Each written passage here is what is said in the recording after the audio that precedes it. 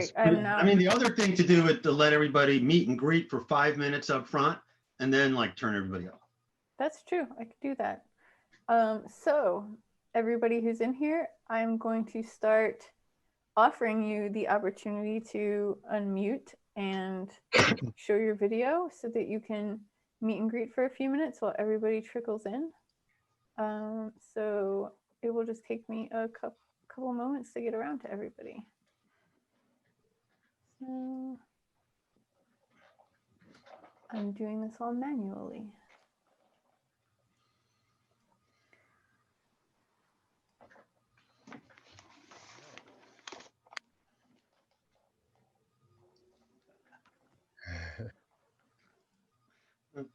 We're going to start pretty soon, folks. Like Tara said, just give you some time to meet and greet everyone. If you want to chat, if you want to, anyone wants to come on, say hi, or. Yeah, we're trying to give everybody the opportunity to show themselves if you so choose. If you do not choose, that's fine too. Yeah. We'll be turning off everybody's video again once the actual interview starts. Yeah. Hello, can you guys hear me? Yes, we can. Hey, Paul, how you doing? All right, how's it going, Red? Hi, Tara. Good to see you. Hello. Hi, James.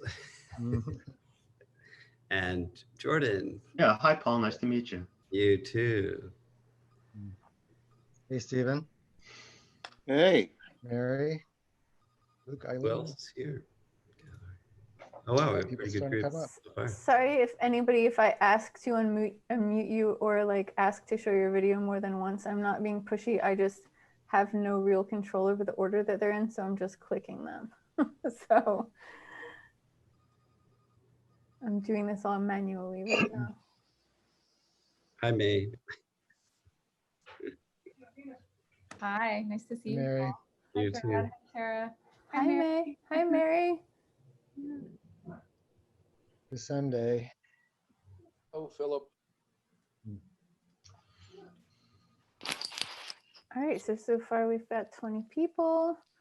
I am still working on kind of trying to unmute and video everybody who wants it. Okay. I'll start in a couple minutes. Brad, I was an attendee of LAPS in 2018, so just want to say hi, and it was a great conference. I'm just reminiscing a little bit. Great. Well, thank you. Yeah, I'm going to do a little announcement for the next one coming up. Awesome.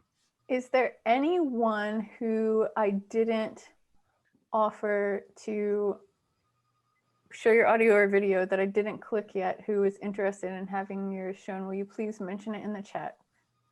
And I will get around to you because I feel like I've gotten everybody now, but I'm not 100% sure. So just drop the message in the chat and I'll click you. Hello, Eileen. Welcome. Hello. And Sherry. Sarah. All right. There's only 20 people.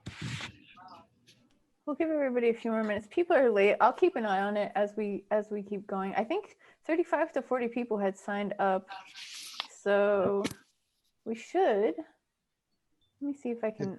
Did anyone have trouble signing in? Was there problems? Smooth at my end. Brad, you could also check your email because since the entire account is tied to your email, if people are having trouble, they might email you. Okay, let me check it. Yeah, that happens a lot. That does happen. And this one they have to register first, which is a very quick process. But yeah, I don't see anyone.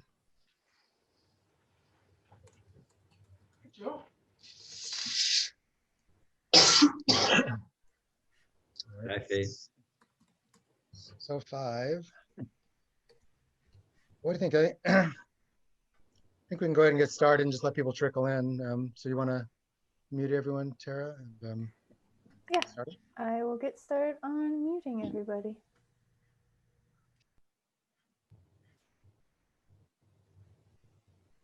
All right, so welcome everyone. Thanks for showing up here on a Sunday night. It's great to have you here. Just want to remind everyone, as some of you know, in 1963 on this date, November 22nd, John F. Kennedy was assassinated, and also Aldous Huxley died in his bedroom in Los Angeles. And he famously asked his wife to inject him with 1,000 micrograms of LSD. So it's kind of a special date in many ways. So just wanted to point that out. So what I'm going to do is I'm going to start out with some brief announcements, and then we'll go ahead and with Jim and Jordan, see if I can share my screen here. Of course, it's not showing here. Let me be right back. Let me just do this real quick. Okay.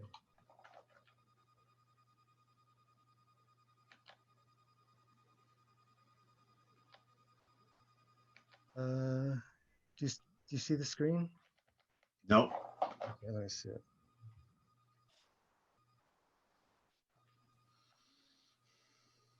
Okay, how about now? Yep, Yes. there it is. Okay. You got it.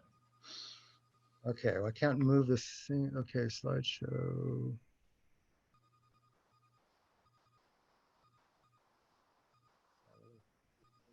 Here, I need to grab the mouse. Okay. Okay, so welcome to LAMPS. So as you know, in 2018, we had the first conference, LAPS conference. I know a lot of you in the audience were there, and some of you were on the committee for that. And it was, by all accounts, a big success. And we had the next one set up for, it was going to be June of this year, and obviously that didn't work out. So we're going to be doing a virtual conference. And it's going to be called Shadow and Light, the Good, the Bad, the Ugly of the Psychedelic Renaissance. And it's going to be a virtual conference held over 2 consecutive weekends, May 15th and 16th, and May 22nd and 23rd. And tickets will go on sale soon. So if you enjoyed or you missed the last one, please make sure to not miss this one. And for this one, we're going to cast light on the dark sides of the psychedelic movement, as well as examine and explore its lighter sides. So it's kind of a deep dive into controversy, and we're going to have a lot of panels where we have diverse points of view. And so we're going to be putting out an announcement where people can apply if they want to be on a panel, if they have ideas, if they want to get involved. So that'll be coming out shortly. I just want to give a heads up on that. And it's going to be broken down into 4 major categories. I'm not going to read all this to you, but psychedelics and capitalism, so the influence of money, what's the best way to deal with legalization, discrimination, involvement of big pharma, monopolies and patenting. Another one's going to be diversity, equity, and equal access, how to level the playing field. So how do we encourage involvement from underserved and underrepresented communities? How do we ethically and fairly handle issues of medicine sustainability? Standards of care, ethics, and enforcement. How do we develop and enforce standards of care and training? How much training should folks receive before they can call themselves a psychedelic sitter, coach, therapist, psychotherapist, shaman, or guide? What resources should be made available to victims to abuse? How to handle, how should those who practice unethically be handled? And what should the path of redemption look like?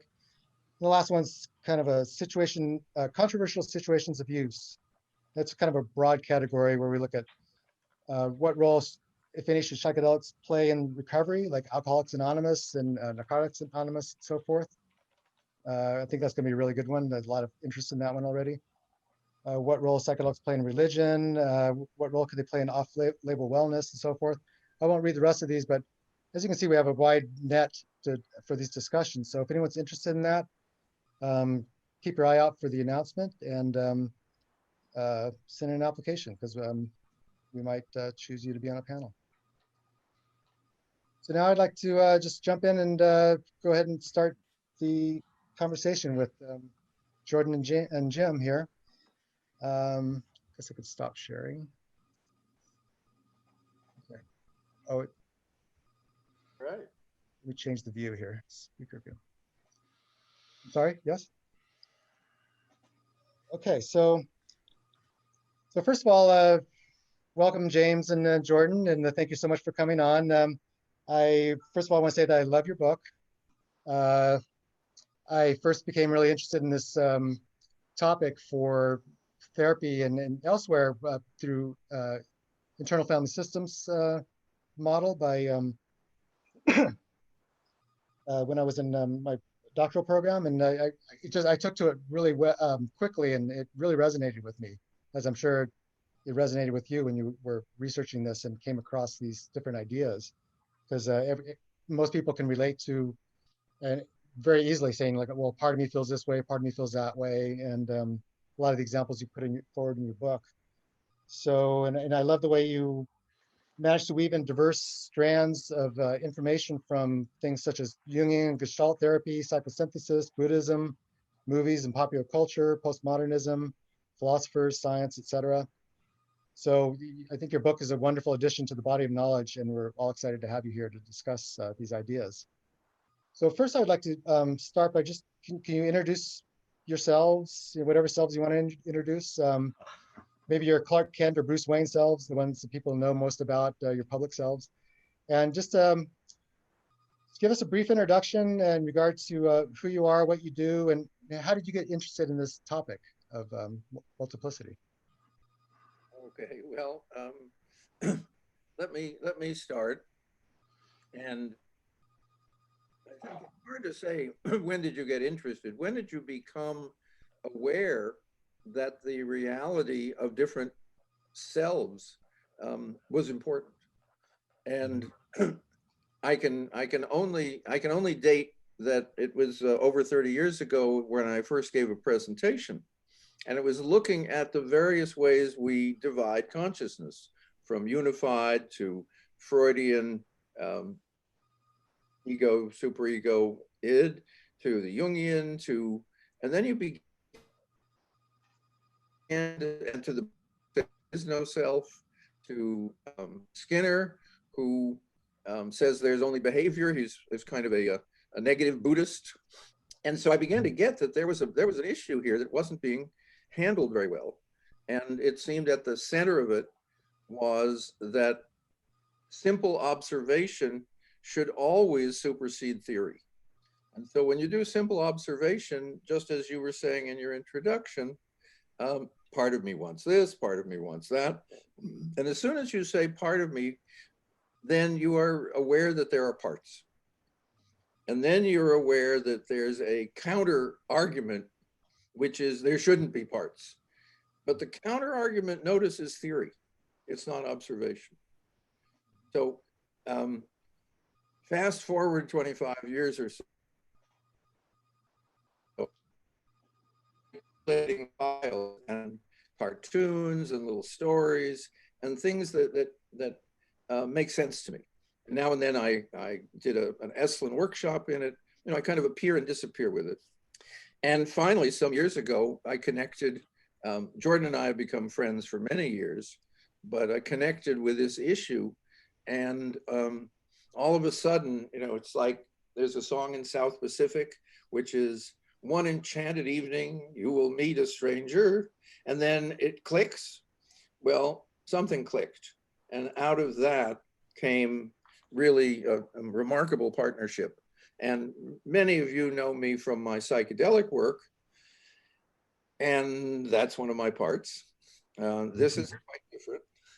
I also have a textbook in conventional psychology that I get more and more embarrassed about as I reread it, particularly because it doesn't deal with this issue properly. So once Jordan and I started working together, things opened up, and he took my ideas, which were, shall we say, somewhat casual, and added real scholarship, and added an enormous amount of finding examples throughout the culture, which I had overlooked. So that was almost 5 years ago. And so the book is an expression of both of us in a very profound sense, and is somehow fitting that a book about multiplicity should have two authors. And so the reason we set up this evening, not as a lengthy presentation followed by a few pertinent questions.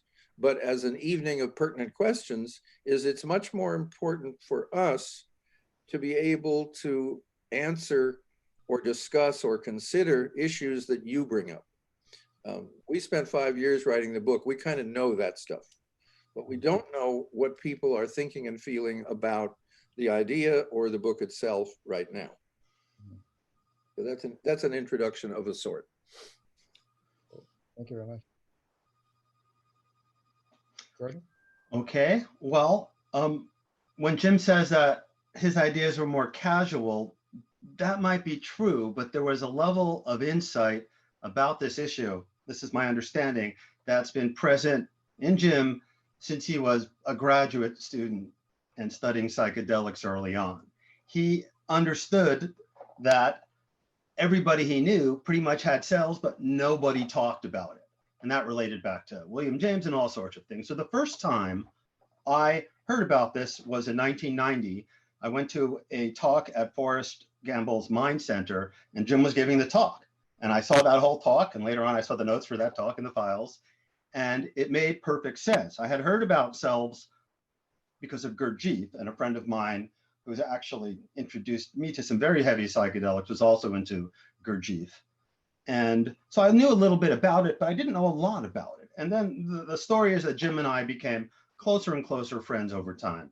After a psychedelics conference, I walked up to him and said, "Would you be my mentor?" And he said, "Who are you?" But we became friends, and we live only 1.5 miles. I got to participate a little bit in helping out on a psychedelic explorer's guide. And, you know, I'm a writer by trade, so if there was something he needed done, that was pretty easy for me to do. And then, true enough, about 5, 6 years ago now at this point, almost, you know, he had been getting ongoing pressure from his daughters to write the book, which I'll probably tell you later. And we talked about it, and he gave me a big box. And then a few days later, he gave me another big box, and there were 8 outlines. And I started reading everything that I could find in English and beyond, including some translations, thanks to Google, from Pierre Genet in the 1890s. And then we just started a really wonderful process of thinking these ideas through ourselves, starting with Jim's notion of there being an assumption that we like to call the single self assumption, that once you see the assumption and put it aside and start noticing your behavior and your behavior of other people, a lot of things just make so much more sense. So then it became, you know, my task, which is something I'm good at, to kind of write a tour de force. So like I said, everything I could find, everything from IFS to Gurdjieff to Gene Houston to Aurobindo to the psychologists to the scientists, there's a ton. Because as Jim has said many times, if we're right about this, and actually the normal healthy cells is the way most of us are and could be even more of, then you would expect to see it everywhere. And indeed, you see it in cartoons and music and psychology and philosophy and religion and postmodernism. And we put that all together in one place to offer a positively framed way of looking at this. There are people like IFS and psychosynthesis and others that have created therapeutic schools that are very powerful and effective, but they still didn't take as many steps back as Jim did when he first looked and said, you know, why don't we recognize that we all have these cells, what William James called social cells? So we wrote this book together, and you know, I had a good background. I founded enlightenment.com a long time ago and got to do the first ever interview with Ken Wilber and a bunch of other people. And mainly I've written for financial people, but this just worked really well. And the deeper we got into it, the more we knew that, you know, it was a good book. And that's where we find ourselves. And I think that's my introduction. That's an awesome book. Very, very well written, by the way, too. So I don't know who is the better writer there, but that sounds like Well, you added some scholarship to it, Jordan. So this is what's interesting is that I wrote most of the first drafts, but we went back and forth and back and forth. And because Jim teaches writing, I edit, you know, I'm a pretty competent writer, as you know, what I do professionally. But even so, we went back more times than we normally, and then we had an editor who did, of course, the same thing. And so, yeah, we like the writing. There's mistakes in it, and it could be better, but At the end of the day, it's like Terence McKenna once said, we had a certain amount of time to work with a certain amount of materials, and this is what it is. Yeah. Exactly. Let's just jump right into, 'cause when I first saw about the book, I saw it, I think through you, Jordan, on Facebook, and we started a conversation. And one of my first questions was how does this differ from IFS? And you mentioned some interesting notions that James had, but differences in the two, because I know a lot of people here are familiar with that. I believe IFS was part of the MAPS protocol for their MDMA studies, and so it's gaining popularity. So the question is, I guess it's just a general question, is how does this approach differ from IFS? Jim? Well, let's try reframing the question, because it's not a question of approach. It's a question of what are you looking at? And IFS, which we think almost as highly of as its adherents do, is a therapeutic system. We are avoiding taking the position of that this is about psychopathology. Not our position, but if we see it in all healthy people, and we see it more clearly in remarkable people and successful people, then we're looking at simply a description of the psyche. We're not, and there are many people, IFS being one of them, who have looked at the psyche and have obviously seen the same thing we have, and then began to work therapeutically. So that is, and basically IFS, which we have, I think we have 5 different places in the book where we talk about it, still is a psychological therapeutic system. When we're looking at what is the nature of the self in Christianity, Egyptian religion, neuroscience, and popular music, we're simply talking about other things.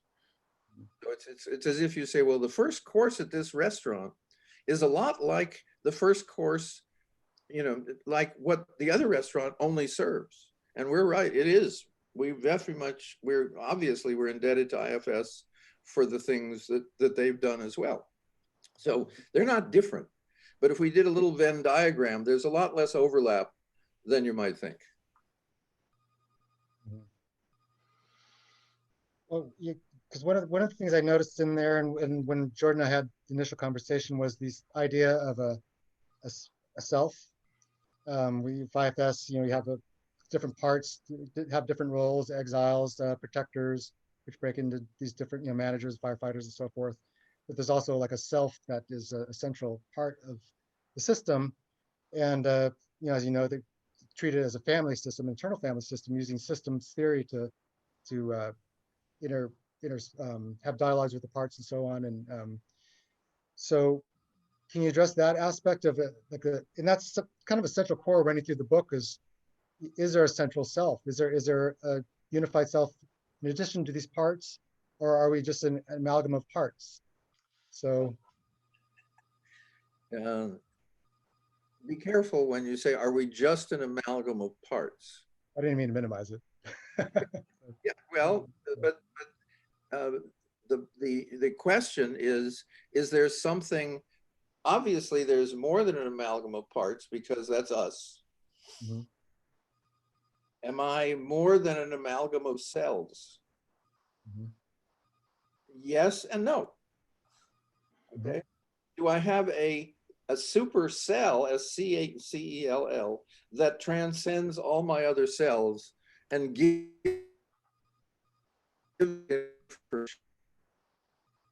not much evidence, Mm-hmm. right? Mm-hmm. And there's some wonderful Hindu stories of the parts of the body arguing which are the most important. And you begin to see, as the argument goes on, that it's a fallacious argument, that obviously all the parts are different and have different functions. Mm-hmm. The question for us is, and I think Jordan can probably do this better, but we're not really observing an essential self. That doesn't mean there isn't one, just as we don't talk about angels and jinn and a lot of things, many things we don't talk about. But we're trying to, when you limit yourself to evidence, that actually eliminates certain, certain kind of that for which there is a lot of discussion, but not much evidence. Jordan, can you help me out here?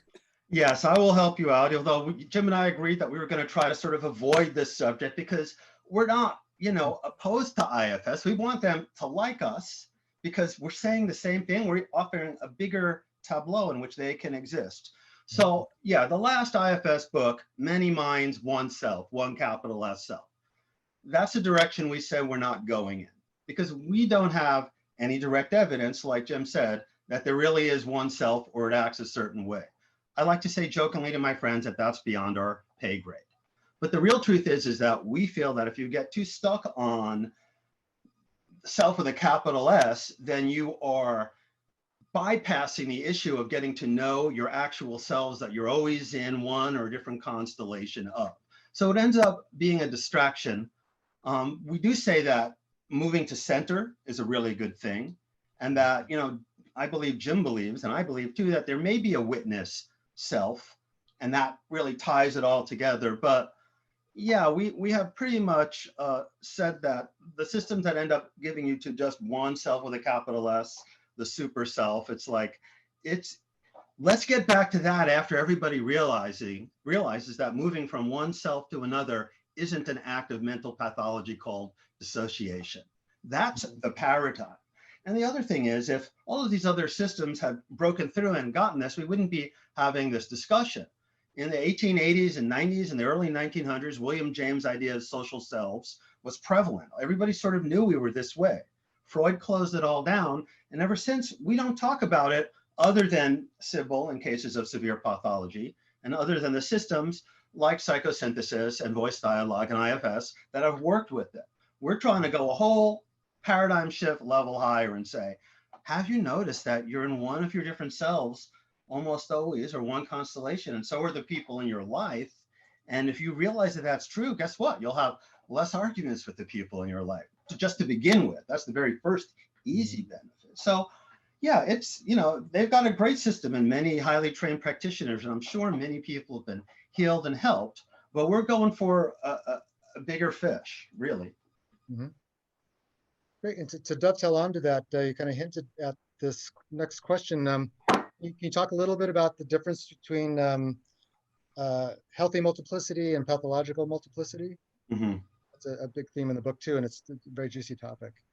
Jim? I was asking Jordan to do it. You just did this the other day and you did it really well though, so for somebody. Okay. You do it today. Okay. What's the difference between healthy multiplicity and pathological multiplicity? Mm-hmm.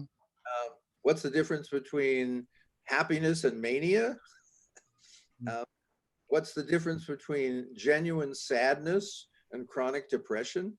Well, let's start with they're different, okay? Mm-hmm. And obviously, pathological multiplicity is multiplicity not working well. The term, and we don't like it much, but it's out there, is called dissociation. And it means that the parts of the self have become separated sufficiently that they're both either not communicating with each other, i.e. they're not sharing memory, or they are actually have a different enough agendas so that one is harming the other, such as the part that is an alcoholic may be harming the parts that really aren't and don't actually like it. So pathology is a time when the parts, the selves are in a very low state of cohesion or harmony.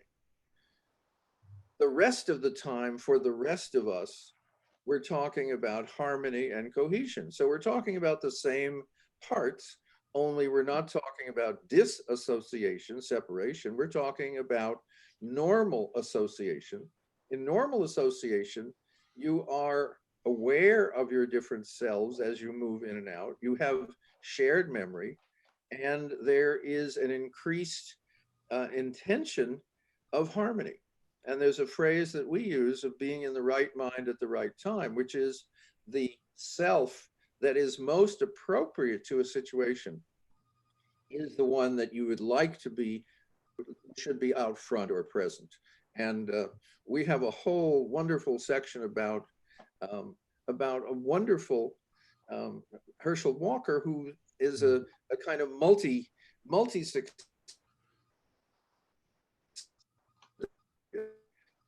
and absolutely conscious of how he changes from oneself to another.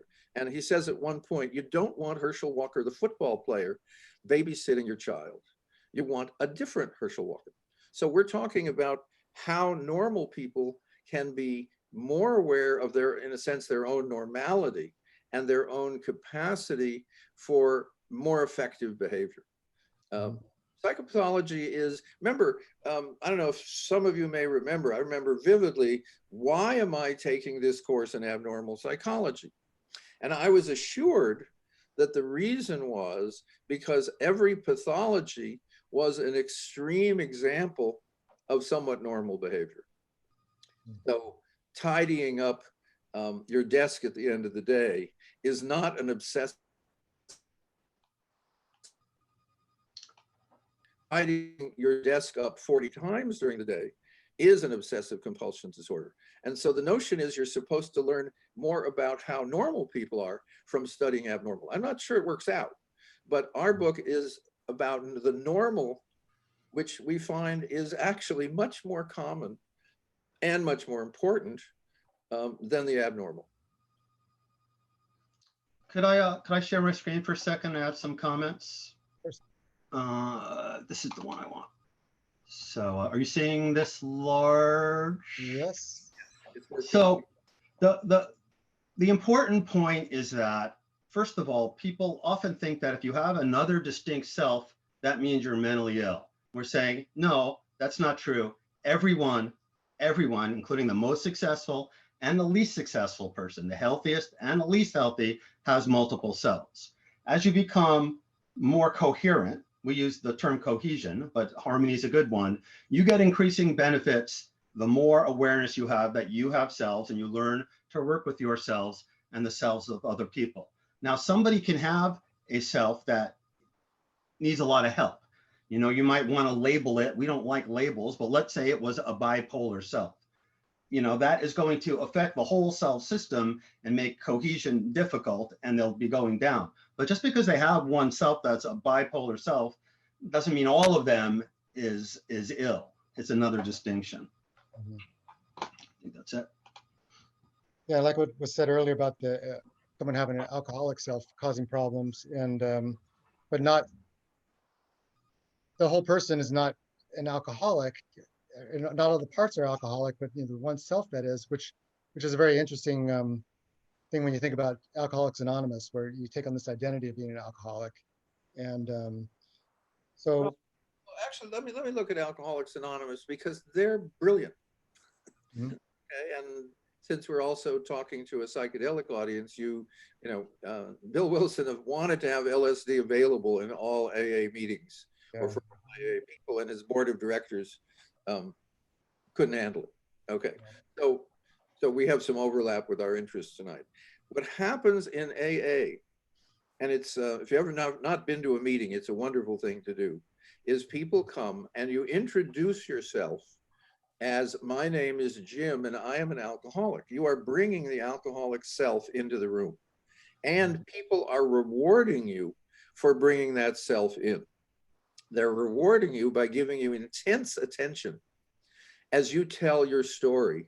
And for the people who are new, they're telling their story, which is usually, the reason I'm an alcoholic is all these bad things happen in my life, and only when I'm drinking am I happy. And at that point, usually, and this is where I love it, is someone else tells their story, and it's way worse than yours. Their life has been just so much more horrible than yours that you're kind of ashamed for even mentioning yours. And then they end by saying, and I've been sober for 18 years. So it's bringing the correct self into the situation. Now let's take the opposite. Alcoholic goes home, throws up, goes to bed, wakes up with a hangover. And the person that wakes up with a hangover has had none of the pleasures of the alcoholic.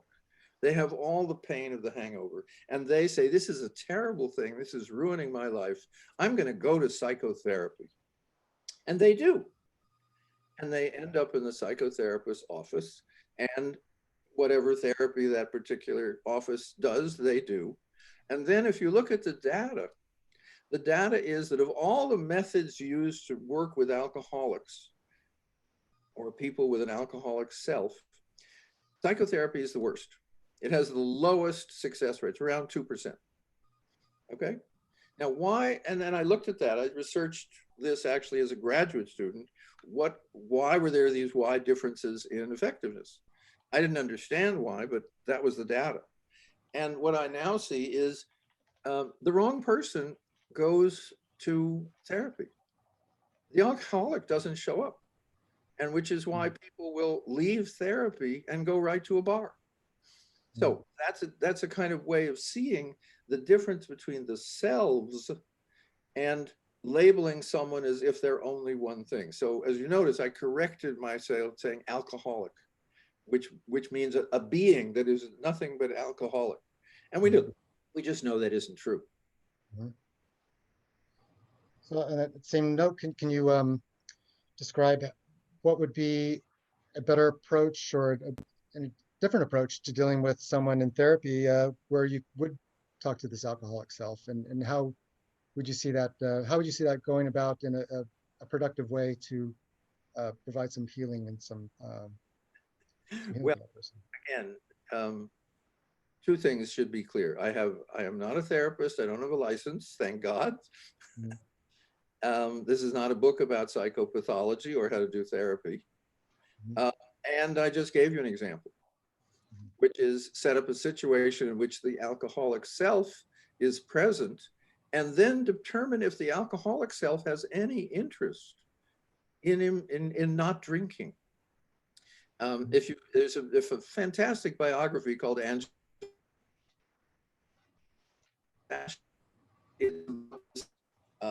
Boy growing up poor in Ireland with an alcoholic father, and his father has a really crappy job that he has.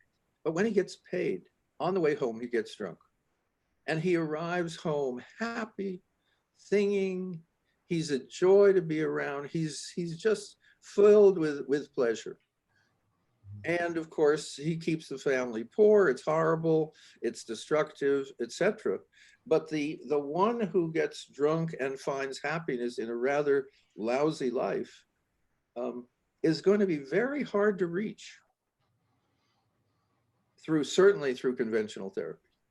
Now, I did have some work with alcoholics when doing high dose psychedelic experiences, and when people transcend, they come back and they realize that their body is being harmed by this part of themselves, and they don't feel that's a good idea. And those alcoholics, there weren't that many, so I'm not going to give you data points, but there was enough of them, with no exceptions, simply realized that drinking was no longer, didn't make sense anymore. And as they said, because they all went out and drank within a week, and they came back to us and said, "What'd you do to me?" And we said, "What do you mean? What did we do to you?" They said, "I didn't get any pleasure from it. I could feel my world shrinking when I drank. And that felt terrible." So actually, if you're asking the therapy question, ask me in 5 years and I'll say, well, you should go to your local psychedelic therapist. There's 4 of them in Westwood. And obviously sign up for a couple of sessions until your being helps you discover that drinking doesn't serve all the parts of you, including the one that drinks. Let me add that on page 344 of the book, we talk about psychiatry, psychology, and the mental health system as a whole. And we're addressing this to any type of mental health practitioner. I'll just read the one paragraph. We would like to offer an invitation to the practitioners of psychiatry and psychology and to all allied mental health professionals. The invitation has 2 parts. First, acknowledge or recognize the reality of selves and multiplicity in human beings generally. Second, rethink the goals and methods of your discipline in this light. And then we go ahead and we present a simple protocol and a multi-step protocol, one from a guy named Peter Baldwin, one from a guy named Jay Norix, about how any ordinary plain vanilla psychologist or psychiatrist can get that this is real, this is the way reality is, and just simply start integrating that in and working with the people in their practice. I like that. And there is a Steve Larson, who has a psychotherapy practice on the East Coast. After he read the book, he wrote me and said, I'm now simply going to ask my clients to read your book before therapy starts. It just will make it go so much faster.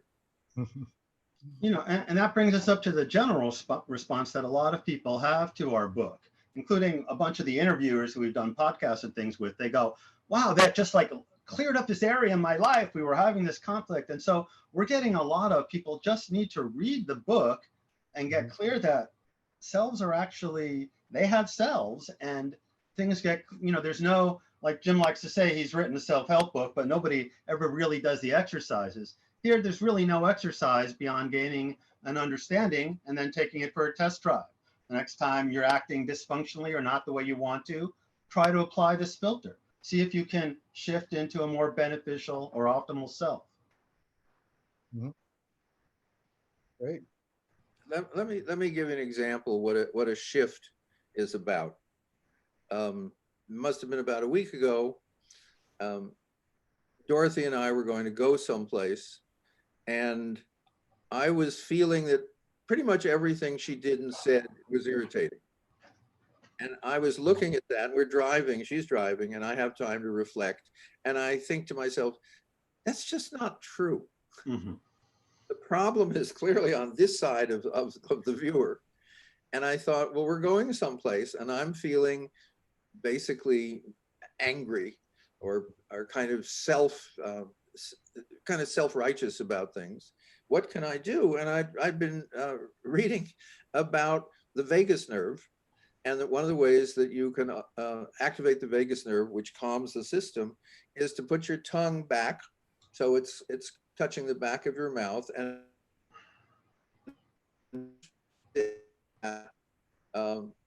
with your tongue that way. And I know that lowers blood pressure and does other things. So I did that, and I just watched as my normal, I'm in a wonderful marriage, I'm with a wonderful woman, she's even doing the driving, and we're going someplace nice. It took about 2 minutes. And it was just partly because I knew, I understood where I had fallen into a part of myself that isn't very likable. And I realized there was how to get out of it. And so one of the things in the book, someone said, well, what's a way to make this shift?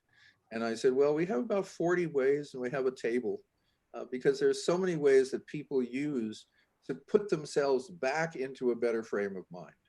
And that may be a more general way of talking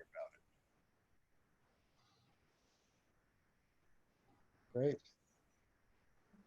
Back a step here, and next question is this, can you distill into a short summary what strategies you'd recommend for getting in touch with and identifying your various selves? Well, The book. one page with about 40 of them. So the summary is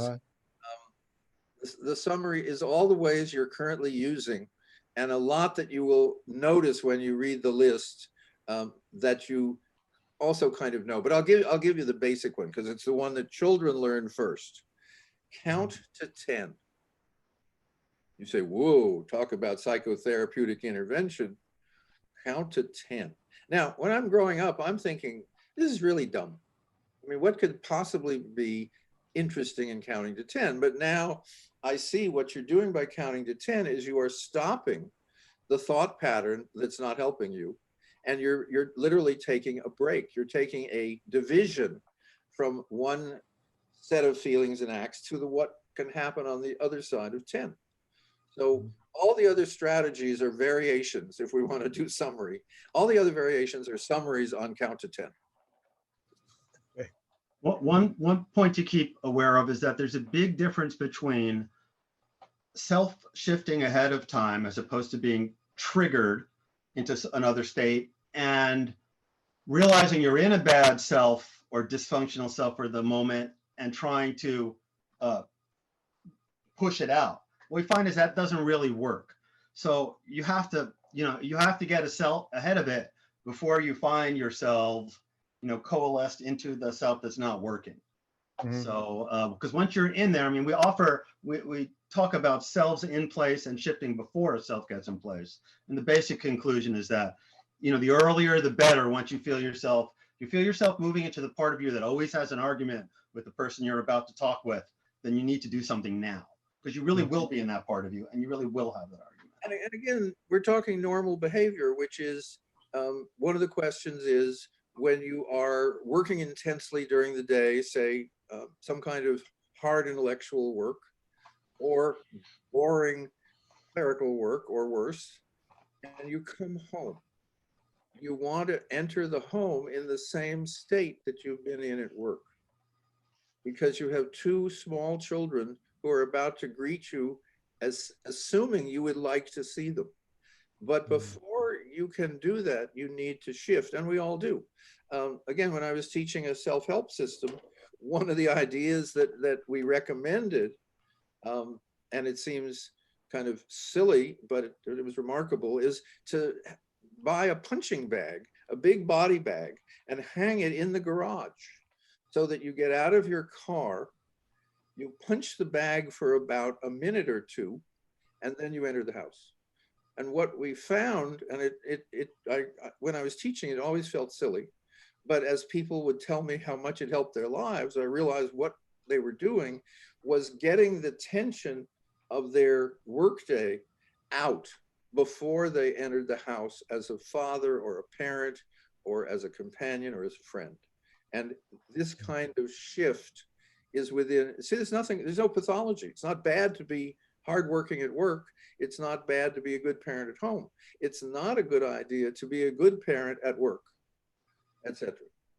So we're talking about how do you move into the correct self for the correct situation among very good, healthy, sane, reasonable, and realistic selves. Right. So the first step again is just knowing that you really have different selves, because the single self assumption is so big and ubiquitous and pervasive that it's easy to forget that we're not just making this up. And our experience in the whole book says that, well, people really do have regular patterns that they fall into, and these are those. Let me just share my screen for 1 second just to answer the question that you did. So here's some ways of shifting that we talk about: meditating, napping, sleeping, changing blood sugar by eating healthy food, having sex, microdosing, music, changing your physiology, walking, exercising, limiting unhealthy food, changing bad habits and dysfunctional routines. Well, that's kind of the whole point, I guess. Promoting positive and limiting negative self-talk, asking other ally selves for help, and active imagination and daydreaming. So that's part of our list. But in the book itself, you'll see many examples of people in different situations who figured out what they needed to do in real time to move into a more appropriate self. Great. So since you brought up the microdosing part, maybe that's a good transition point to talk about the intersection of these ideas with psychedelics. So, as I mentioned before, with the MAPS protocol using IFS and anyone who's taken a psychedelic knows or is eventually found out they find out a lot about themselves that they didn't know about before. So psychedelics can be an extremely powerful tool for discovering these different aspects of one's psyche. So just a general question, can you talk a little bit about that in your thoughts and what this intersection with psychedelics and multiple selves or multiplicity looks like to you, and what some of the benefits of two levels, and one of them is that high dose, and the MDMA studies are particularly good. And I'm guessing the reason they're using IFS is our book wasn't ready yet, because they are moving people out of the pathological model. And there's a magnificent little film that MAPS has of a person who during the session starts by saying how much he hates a part of himself who is drug using and suicidal and so forth. And as you see during the day, he begins not to hate, but to kind of, first of all, recognize and accept, and then begin to see that this part of him, which is so self-destructive, has problems and needs help and needs appreciation. And as you watch, by the end of this many hours, but you're seeing it in a 10-minute sequence, he has clearly made the decision that by accepting this other part of himself, it releases its need for pathology. And it's one of those things which MAPS puts out because it makes you cry about how wonderful MDMA therapy is. And what I was also looking at is, what were the therapists saying? What were these people trained in all these systems saying to facilitate this? And you hear it over and over and over on the video, and they're saying, I don't think they go as far as yeah. It's simple, but they're saying, I'm present, and I am aware that I am not interfering with the way you're healing with yourself, with whatever my theory is. And it's one of the things I love about psychedelic therapy is a good therapist has to put their theory, leave their theory at the door. Because if they're trying to impose their theory on the client, it almost always limits the client's experience. So that's high dose. And one of the things that after a high dose is you want to reintegrate yourselves into a better pattern. And that's why integration has become so important, because yourselves, in a sense, have been cut loose from whatever moorings they were. And so putting them back into a better configuration is the job of integration. MMDA, let's be clear, you don't go beyond your identity. You know who you are all the way through. And that's why, and it's a different kind of work. So that's high dose. Right. Microdosing simply allows you to make better decisions as you're functioning. What people talk about is they say, I'm better with my kids. My spouse says that I should continue microdosing. One of my friends says, and this is jujitsu, he said, I used to get silver medals. Now when I microdose, I get gold medals. Now what that means is he's a little better at what he does. He's making better decisions in the quarter of a second he has to make a decision.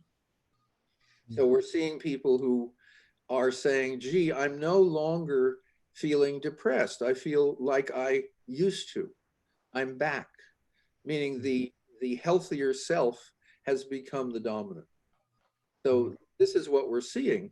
High doses allow a whole reconstruction of selves. Microdoses allow easier work.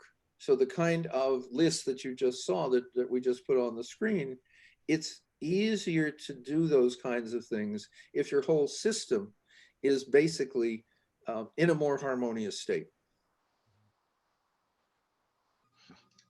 So let me do a screen share and show something to Jim that he hasn't seen before that I came up with right before here. And it's, can you guys see this yet? Crap. I can see it, but I can't read it. Hold on. Well, it's not very good. So the central axis here is, let's say, an increasing dosage. You're going from microdosing to recreational to therapeutic. I just made this up. Jim hasn't looked at it. He might not agree with this, but let me lay this out. So one question, it seems to me, at least at the lower levels of microdosing and recreational and possibly therapeutic, but especially with a guide, is that your ability to shift and to see your whole constellation of selves and to notice which self you're in, certainly during microdosing that improves, and probably certainly through recreational. The question is there a chance of getting quote unquote stuck in a bad self, or kind of losing track of the fact that you're on a substance and things seem more intense than they might as you go up into the higher levels of the dosage? And I don't think there's any research about this. I just don't think we know the answer, but I think it's an important question that if you go up, there might be, some people might experience problematics with increasingly higher dosages. Okay. So, I like it. And two things come to mind. One is, one of the ways when we were doing high dose therapy is you knew people were reconstructing, they would mention some very negative part of themselves and then just start laughing. And what the laughter was is they were seeing through the pathology. Someone said it very beautifully. I could see the cage that I was locked into. And I also could see that the key was on the inside. And then they laughed. Someone else said I was walking along and I was feeling more and more wonderful and more elevated. And I was almost flying down this path. And I looked back and I saw all my problems. And they were clustered on the path behind me, kind of like a bunch of schmooze. And I realized that if I didn't go back and pick any of them up, I wouldn't have them.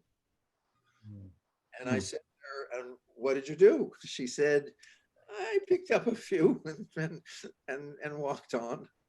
So this is a way of seeing the selves in a much more fluid and, in a sense, friendly way. And there was another piece of that, but I lost it with my sweet example. Oh yeah, the whole question of being caught in a disturbed self, and we're trying now to get rid of the word bad trip, and we'll use the word challenging trip, because so many people have said that their bad trip was their most important one. But let's call it challenging, and the feeling you're stuck, okay? And it's a feeling of eternal stuckness, usually of not in a good place. People never say, God, I was in paradise and I just kept doing it over and over and over and I didn't like it. It's never that place, okay? But that's the wonderful thing about a guide, which is when you are guiding someone and someone says something like, I'm dead, not unusual, or I'm dying. And if you're feeling you're dying, it's a little threatening, okay? Even if you've used psychedelics before and so forth. And the guide says not, oh my God, you're dying, let's call 911 and don't worry, we're gonna get you medical attention as soon as possible. They say, oh, you're dying, that's great. And they put their hand out and they just hold your hand and they say, just go right on through. And you think, oh, whatever it is, somebody understands it who isn't using these strange and miraculous drugs. I guess I'll relax and see what happens. And we all know when that occurs, the stuck self simply opens, and a healthier version of you, is available. Wonderful. I heard that story before, and that was really impressed me. And that takes some pretty good training to be able to guide someone that way instead of freaking out and taking a different path. Just say, you're great, you're dying. It's something kind of counterintuitive.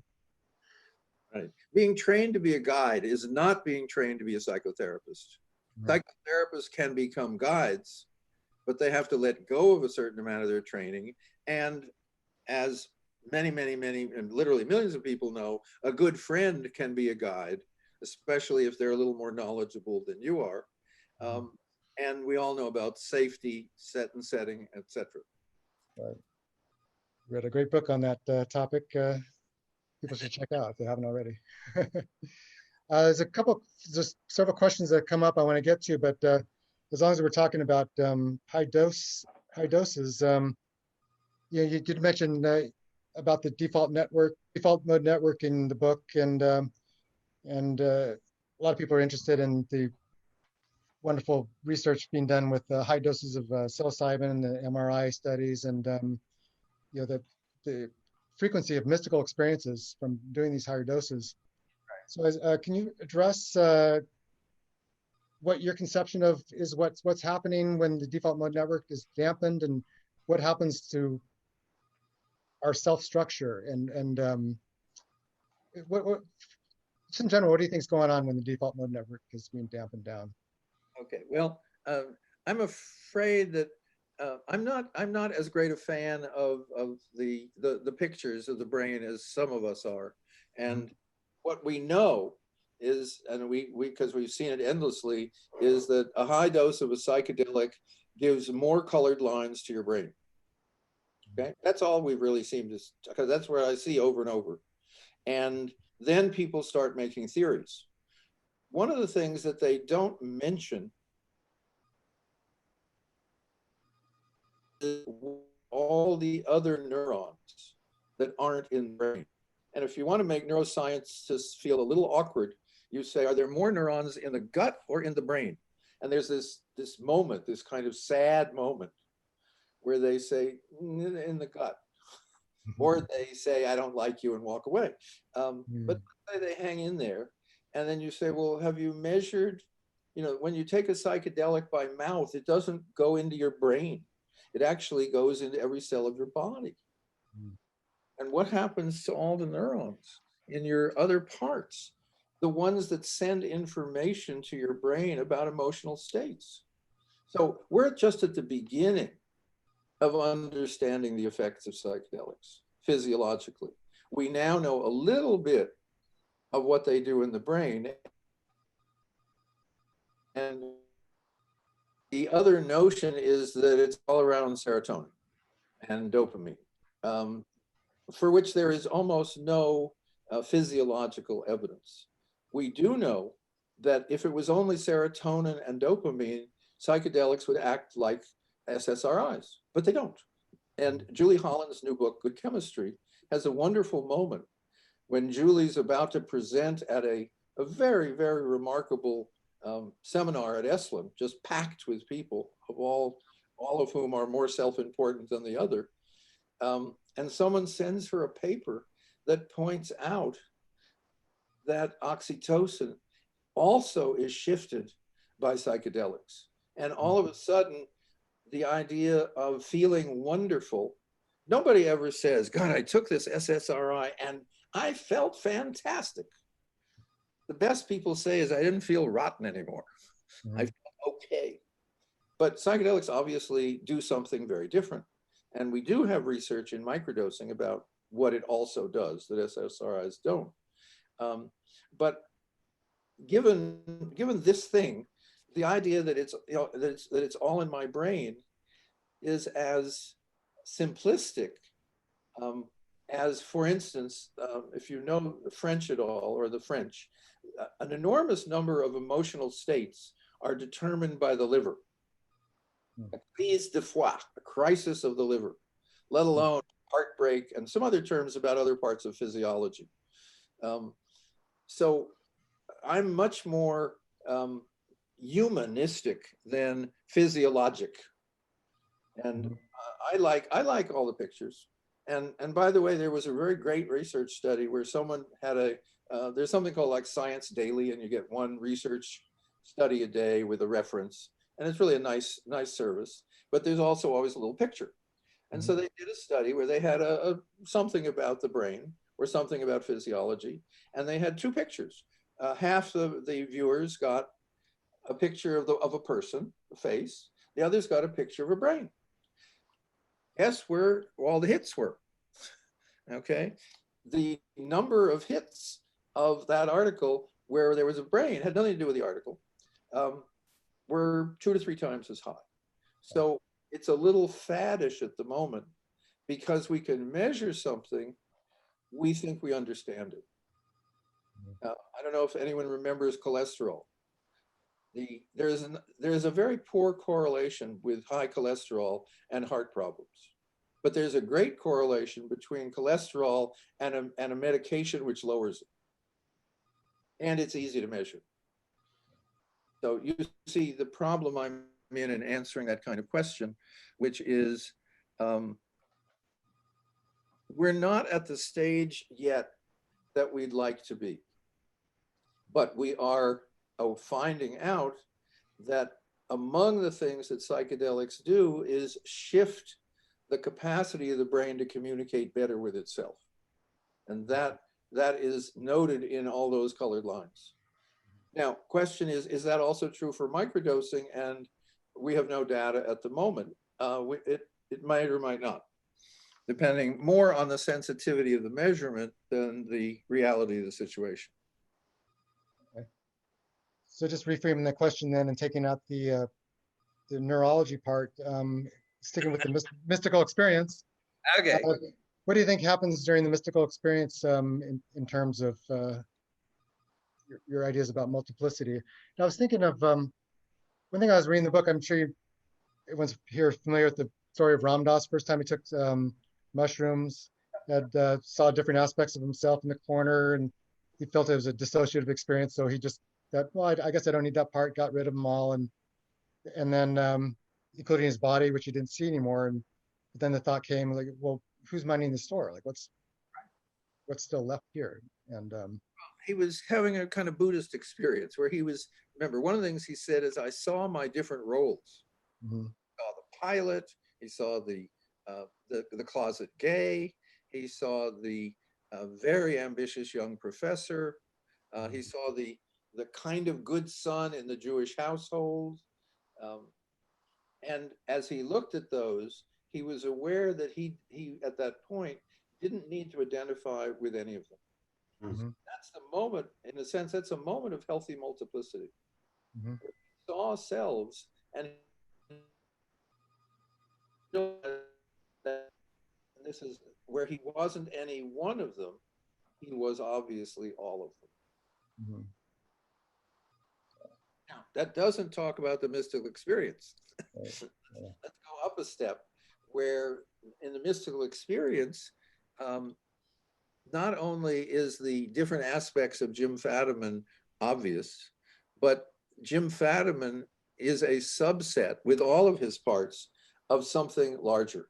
Now, it turns out that the larger has a lot of different names and a lot of different traditions, but it is a feeling that you are more connected to the rest of the universe than separate.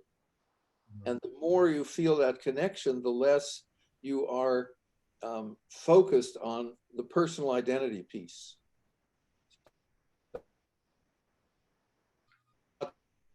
Says you don't end at your fingertips. Okay. I mean, I'm taking in air. Where'd the air come from?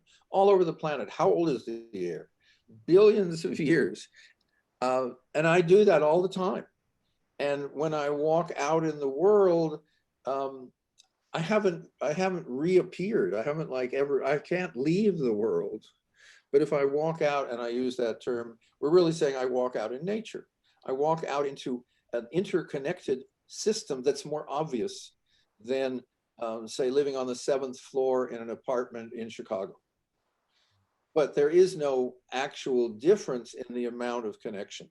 So the mystical experience simply makes it obvious that your frame of reference, if it's limited to the selves or the higher self or anything that is of personalness, it's missing a connection. And that we all know, if we've taken physics 1, that this thing that I'm waving in front of you is a cloud of atoms. And the cloud is a little denser here at the first finger, and it's denser at the thumb. And in between, it's not vanished, it's just less dense. And so I can push the denser of my one hand through the hole. But there's no hole here, it's full of air. And the air has millions of molecules. We forget how many molecules there are in almost everything. I asked Nick Cozy, who's a biochemist who makes psychedelics for research. And I said, how many molecules are there in a 1/1,000,000th of a gram, a microgram of LSD? Okay. And it just occurred to me, I have no idea what that is. And he said, and he sent me a little note, he said 1.5, actually 1.54 quadrillion. Okay. Now, that's way more than the number of cells in the body. So that when you take a psychedelic, every cell of the body could have quite a number of molecules, and there's still more than enough to concentrate some in the brain and in the gut. So there's a little hard science for you. Thank you.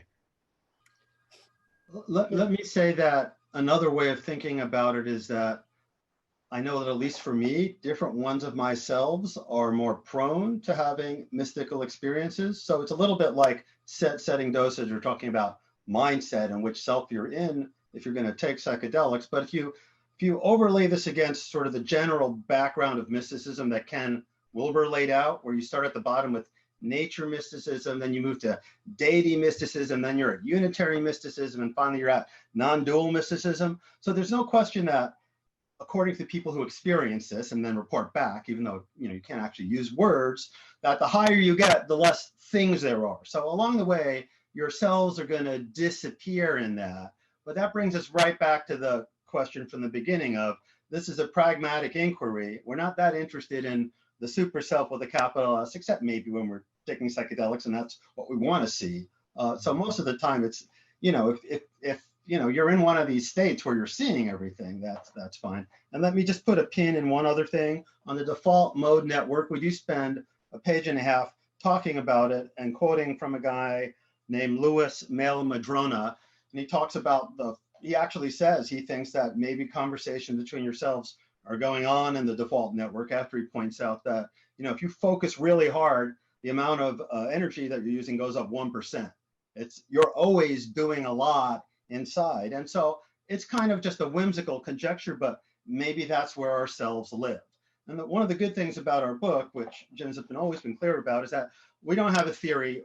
There's very few things we care about except some of our initial assumption that selves are real, that they have innate value, that you can't just get rid of them, and that they have their own agendas and even probably entelechies. But so once you take that into account, we don't have a whole theory. So we just present a lot of different information. And this guy, Louis Mail-Madrona, was all about the default mode network and how selves might actually live in there.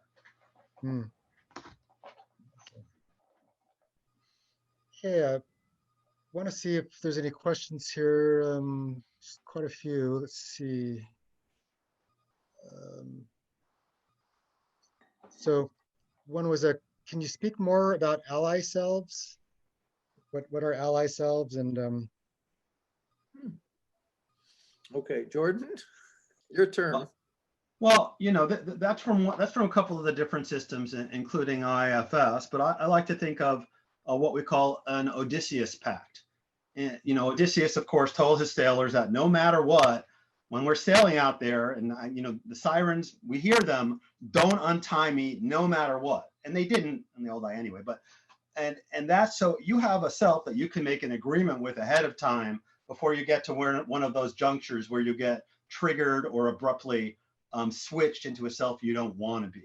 So yeah, I sometimes think of different ally selves, but it's just like, from Carl Jung to IFS to other people, they have talked about, helpers and there's a big thing of lingo out there. And if you're working with a group, it's usually pretty helpful, but we try to sort of take it back a level and just think about, is there a part of me that I can really almost always call on when I'm going to be doing a certain thing?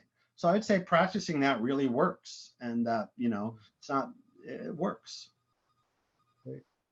Are either of you familiar with Jean Shinoda Bolen's work? Jungian analyst. She wrote Goddesses in Every Woman, then she wrote Gods in Every Man, based on the Greek mythology. Sure. Very, very interesting stuff. We're talking about each god and goddess. It's kind of like an archetypal pattern within each person. So at some point in your life, you might be more, Zeus. Sometimes you might be more Hades. Sometimes you might be more different gods or goddesses. And well, the wonderful thing about the Greek gods is they're not one-dimensional. Mm-hmm. They all have personality. They have interrelationship issues. They've got, they're worried about their marriages or about who's cheating. They're worried about all kinds. They're much more complicated than kind of the stereotype. Right. Zeus is not always cool. No. That's an understatement.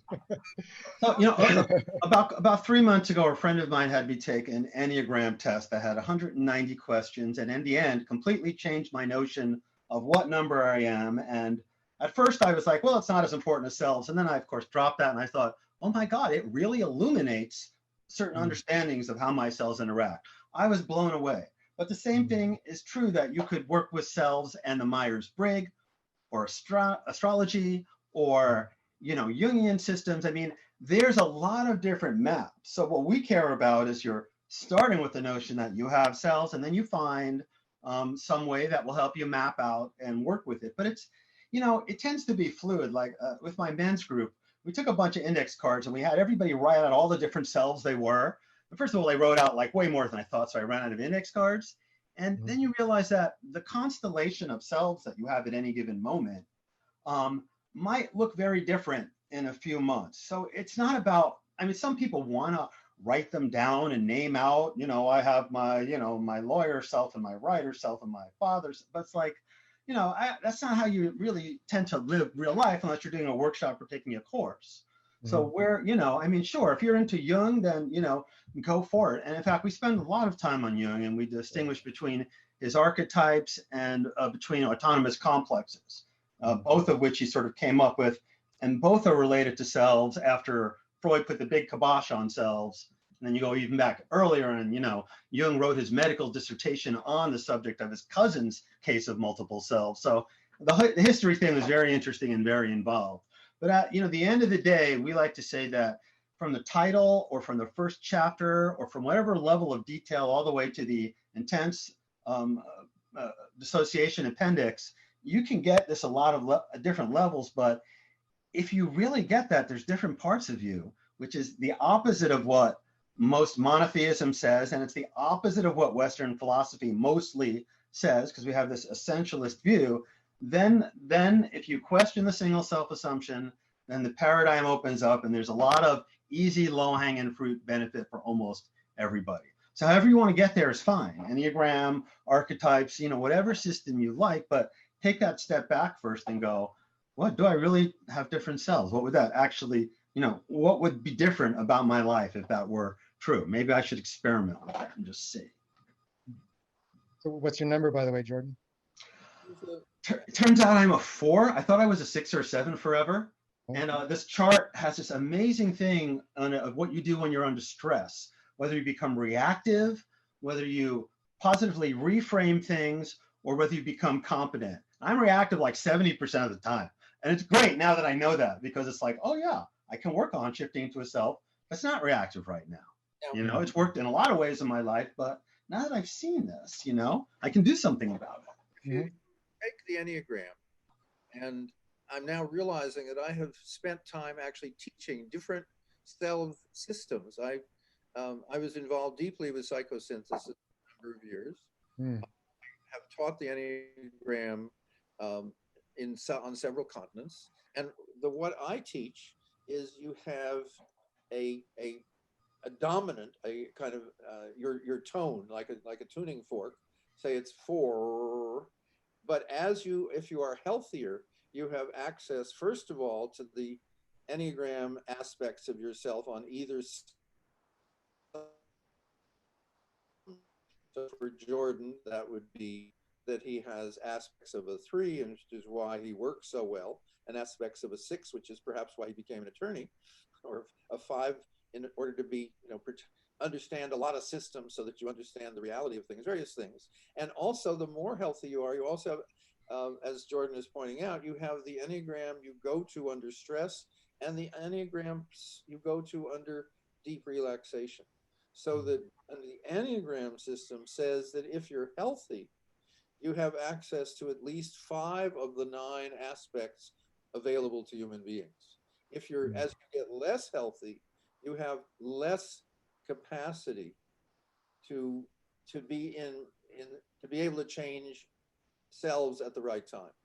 And severe pathology, again,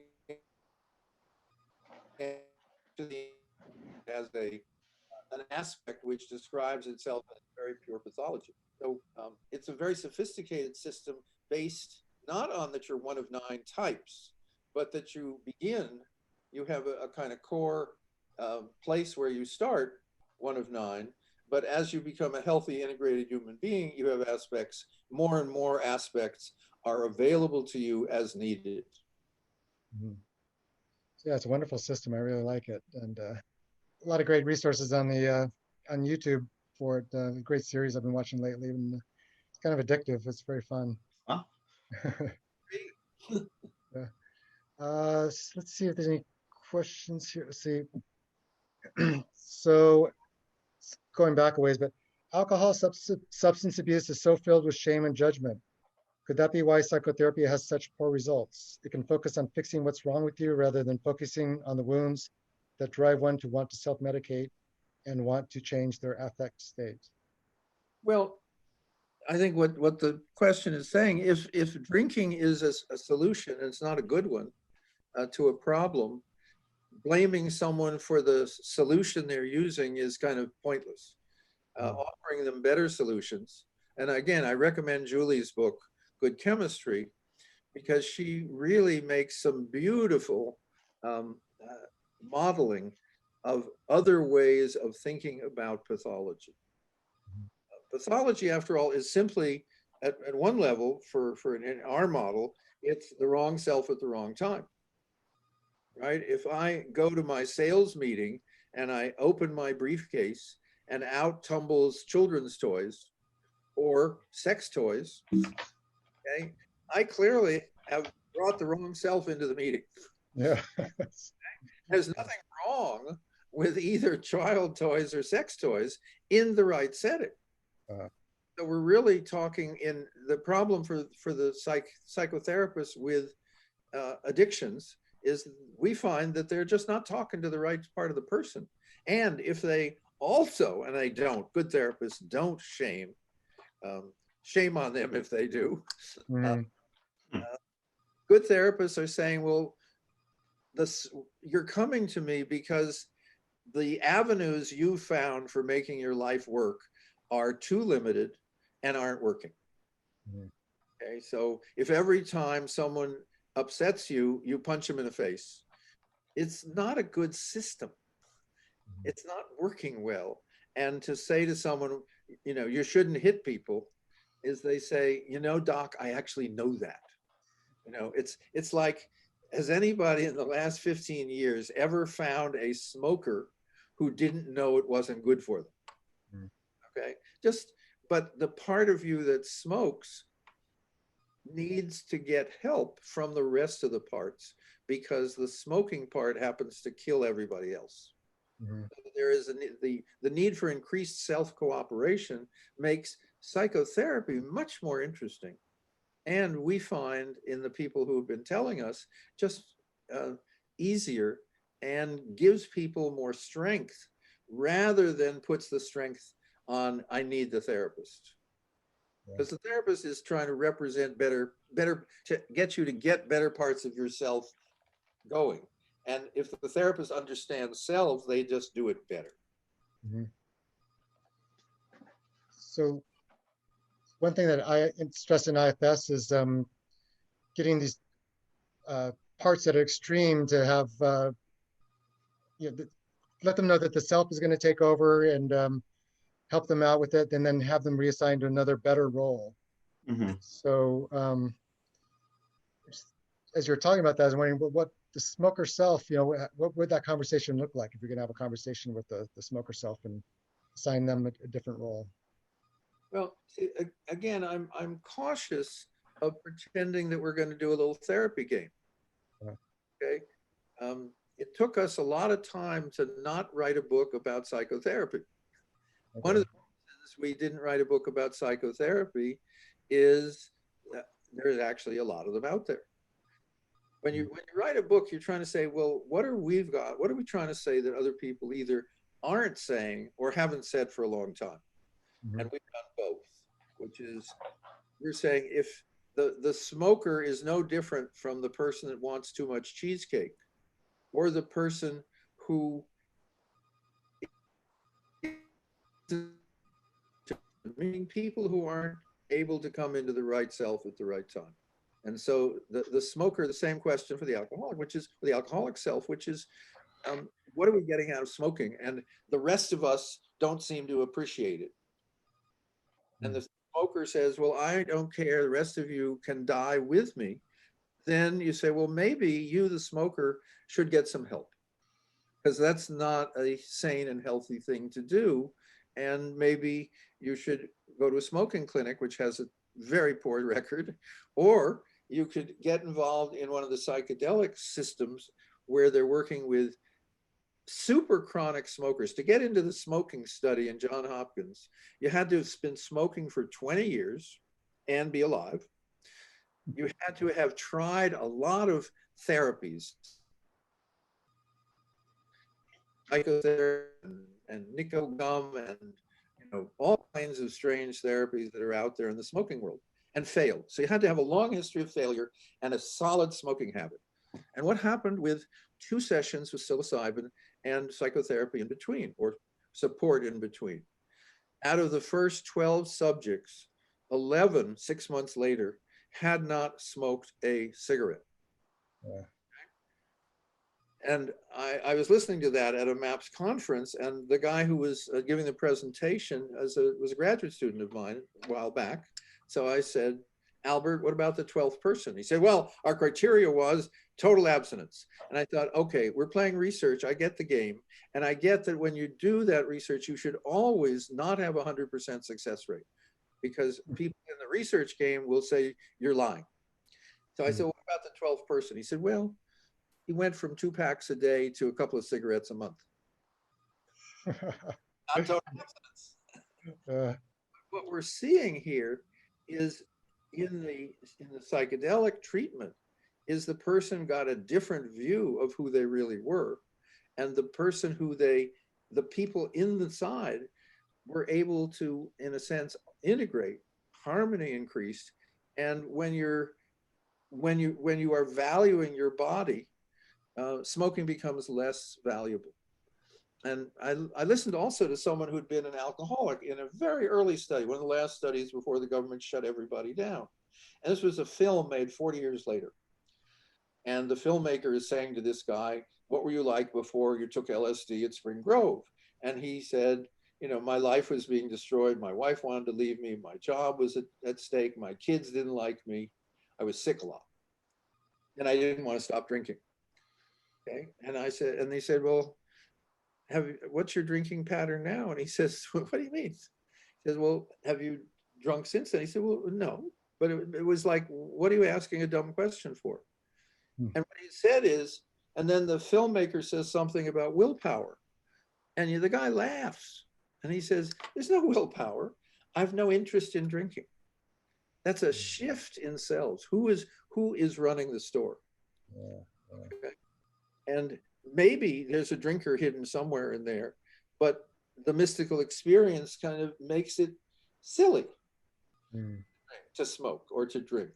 Not bad, just like, I usually, am hitting my hand during the day, and it's bloody and it's sore, but I do that.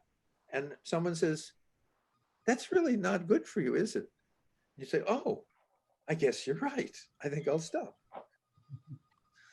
Let me add 2 things to this.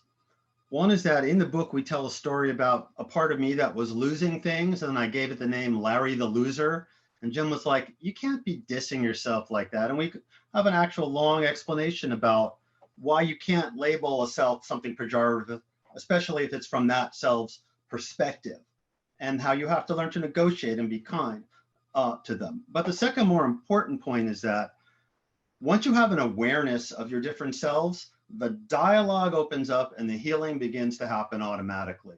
We talk about Tim Galloway saying from the tennis book for saying that awareness heals. So as you know that you have different selves with different tendencies and proclivities, whether you're taking some sort of microdose or psychedelic, the communication opens up, and the question of, well, the one that was smoking the cigarette, was it just doing that to pass time? Could it play piano instead? I mean, you don't have to figure anything like that out. It'll just open up as the communication internally opens up and the healing starts happening.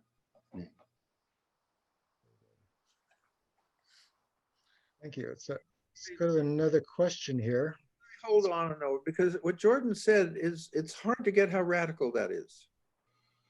Because I live in a world full of unbelievably interesting psychotherapists and physiotherapists and trainers and coaches. And here we're suggesting that if you just read a couple of chapters of a book, that you're going to begin to make a shift, not necessarily with effort, but simply from awareness. Let me just, I mean, what comes to mind is such a trivial example of what happens with a little awareness, which is I have some leg injuries from some car accidents. When you get to going wrong, you haven't had an interesting life. And a friend of mine who's a physician came to visit now at 12-foot distance with masks, and he said to me, "You're walking a little funny. Let me look at your shoe." And so my shoe was showing a pattern of wear that showed that my foot was pronated. And he said, "You really need new shoes." Okay, deep psychodynamic reaction. Really? I need new shoes? During COVID, it's kind of hard. He said, "Well, there's a brand of shoes. I think you like them." So I got new shoes. My foot stopped pronating. My ankle stopped hurting. I was able to walk more steps. What happened was that I simply, a little awareness, the rest of those behaviors weren't an effort. They fit normally and naturally into a more awareness of the situation. And if the situation is that we have selves, what we found is people say, "Oh, I am now aware, a little more aware," and natural improvements happen. There's a really interesting question from Anna Halub in the chat. She says, "But sometimes people know about their different selves and they don't change." That's a good point. I guess the answer is that if you don't know about your different selves, you can't possibly change. And if you do know about your different selves and you don't change, then you might need help or therapy if it's really harmful, whatever it is. Yeah, remember, we're not saying that therapy isn't valuable. We think therapy is incredibly valuable, especially if it's therapy based on a full understanding of how human beings are put together. Makes sense.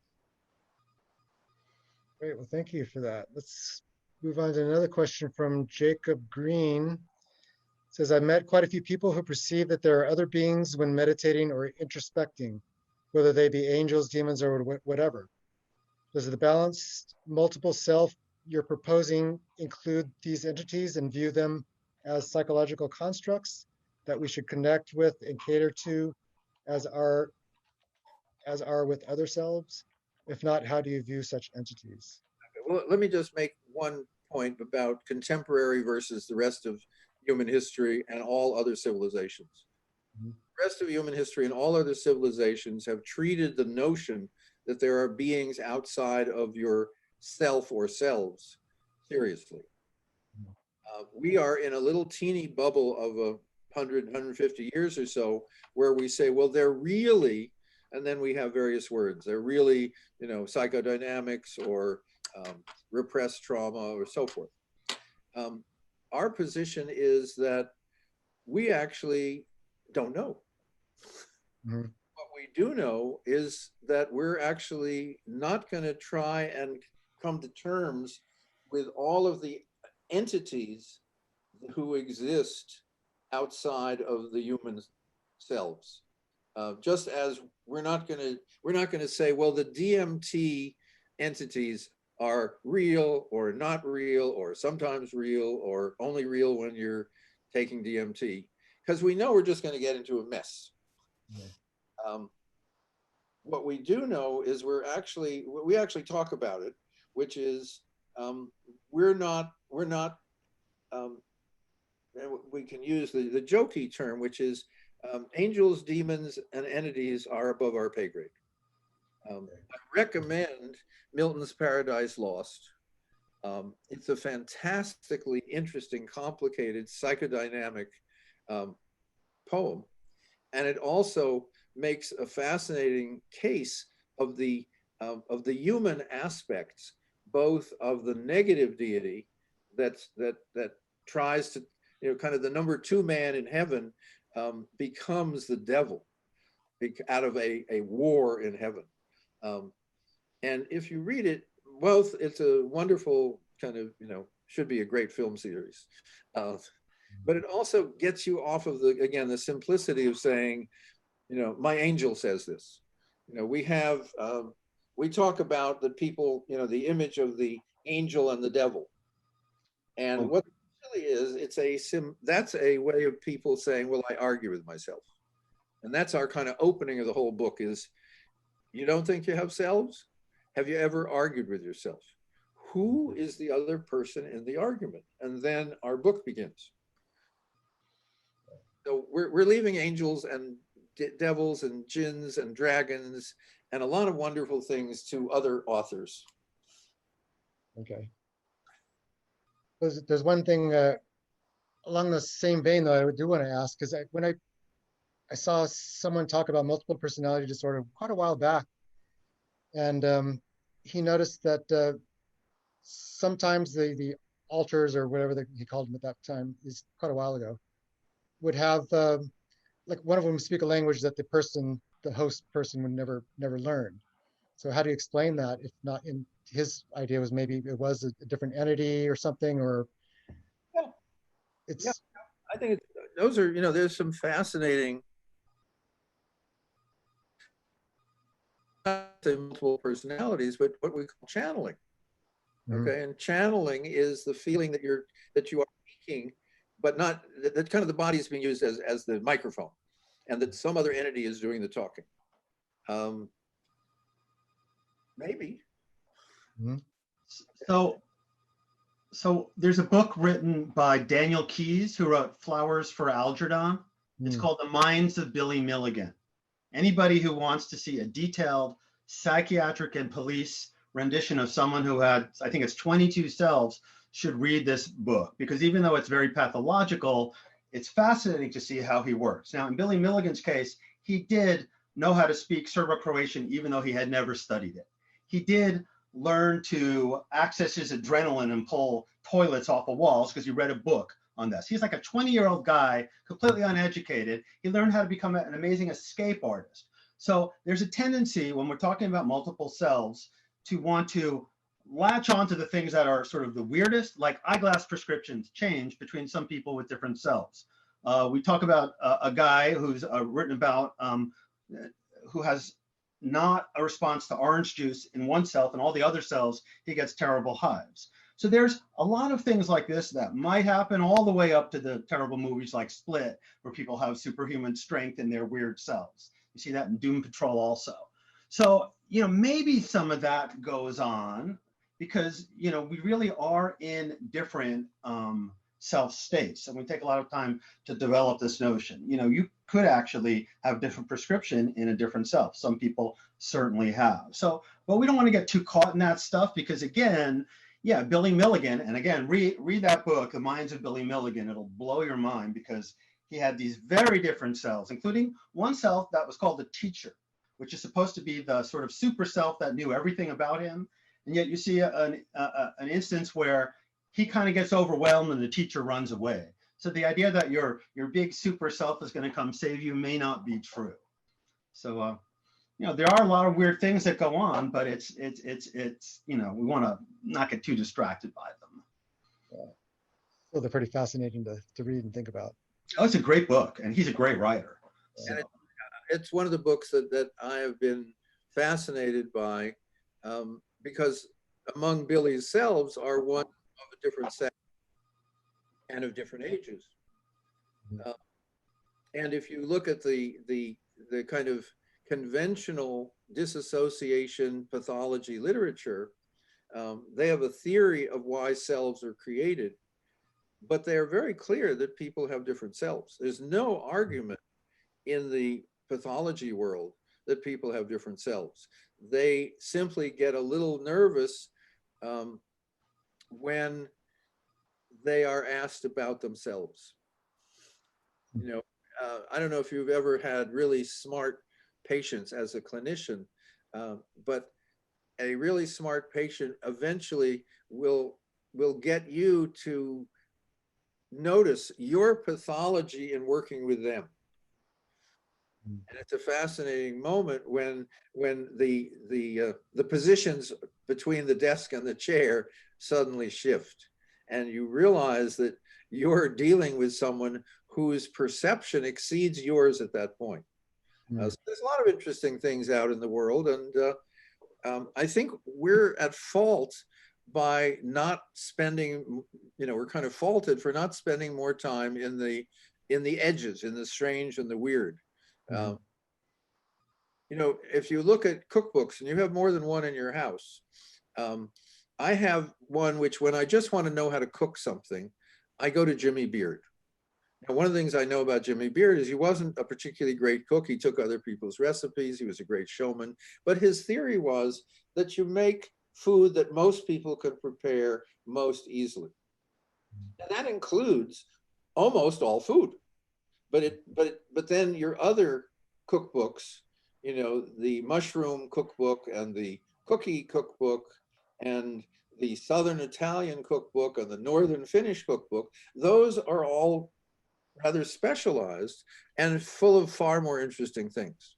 So we're faulted for talking about people like ourselves more than people who are very interesting and strange. Thank you. It's another question. If you don't mind sharing, could you speak a little on some selves that each of you have and how they help or hinder you in day-to-day life? You want to do that first, or shall Yeah, I? yeah, I'll go first, because it lets me say a point that I wanted to say, which is when I was working with my men's group several years ago, I got into a self that was not only clearly a girl, it was very young, and it wasn't verbal. So it's really important for people to realize that they can have pre-verbal selves and not able to communicate. One of my different selves is that I've written a book on rebound exercise this year that came out the same pretty much time as the book on selves. So I'm on a mini trampoline, a rebounder, bouncing for about an hour for 18 years every day now. When I get that into that part of me, that's just really who I am. I forgot the second half of the question about selves that we worked with or difficult. What was it? Selves that each of you have and how they help or hinder you in day-to-day life. Well, I think we all come with, who we are. I mean, I have a self that's young and thinks people are being mean to it. And I know it's not really true most of the time. And I have to work with that part of who I am, and I have other selves that can, do amazing things that other people can't do, but it's usually not needed. So I think it's kind of really just organic and kind of potpourri. Well, let me give one that's like current right now, which is right now for the past hour and a half, close to 2 hours. Jordan and I have been talking about this book. We've been talking about what it isn't. We've been talking about a lot of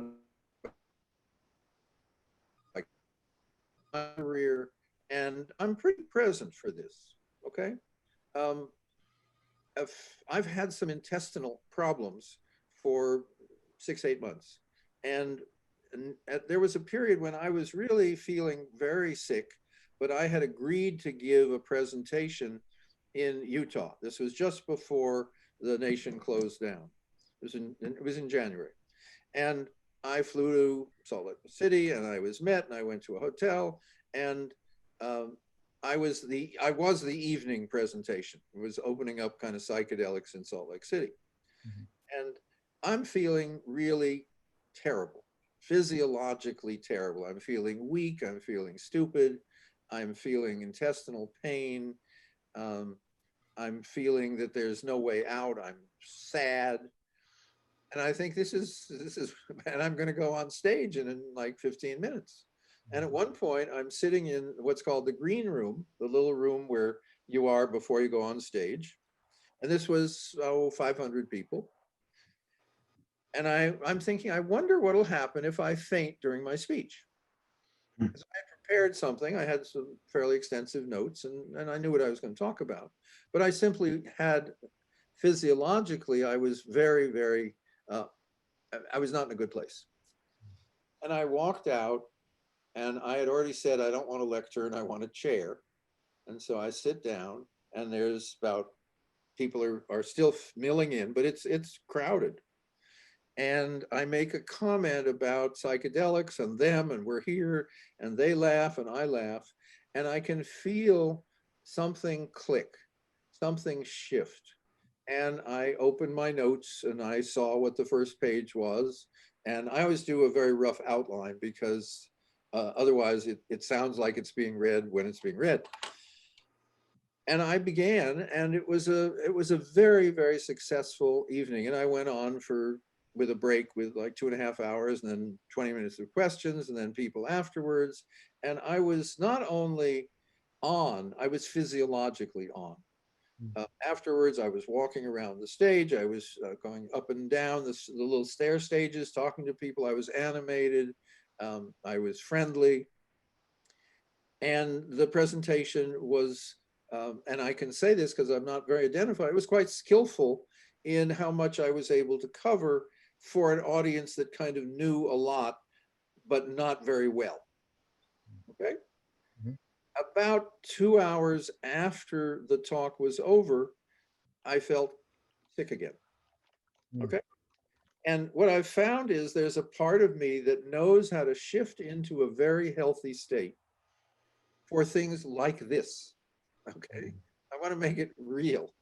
And that I can trust that well enough so that there have been a few other incidents, and I would literally now watch and I say, well, here comes Mr. Healthy, and I'm going to give this presentation. So that's the kind of shift that is quite, it's quite remarkable if you think conventionally, because we know that my intestines didn't change. We know that the hormonal shifts would be too swift. Okay, so we know there's some other way in which the selves work with the body. We don't know much about it, which is why I shy away from the kind of hard science questions where I know there's either no data or just a bunch of theories. But that's a model of how self-shifting works. And also I know if I am preoccupied with something of enormous importance to me, whatever that is, such as something related to the election, and my 2 8-pound dogs run to me and say, oh my God, you're back, you wonderful, smart person. You have so many valuable parts of you. I can hardly wait to lick your nose. Okay. I notice that I'm no longer preoccupied, that they have served as a shifting point to being a person with very happy little dogs. And that shifting point, I think, is healthy. And I now see it more clearly as it's not a shift in mood, it's not a shift in temperament, it's a shift of a different order in which a whole nother set of characteristics,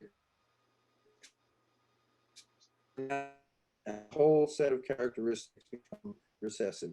Does that help answer that question? Yeah, that's a great answer. I like that.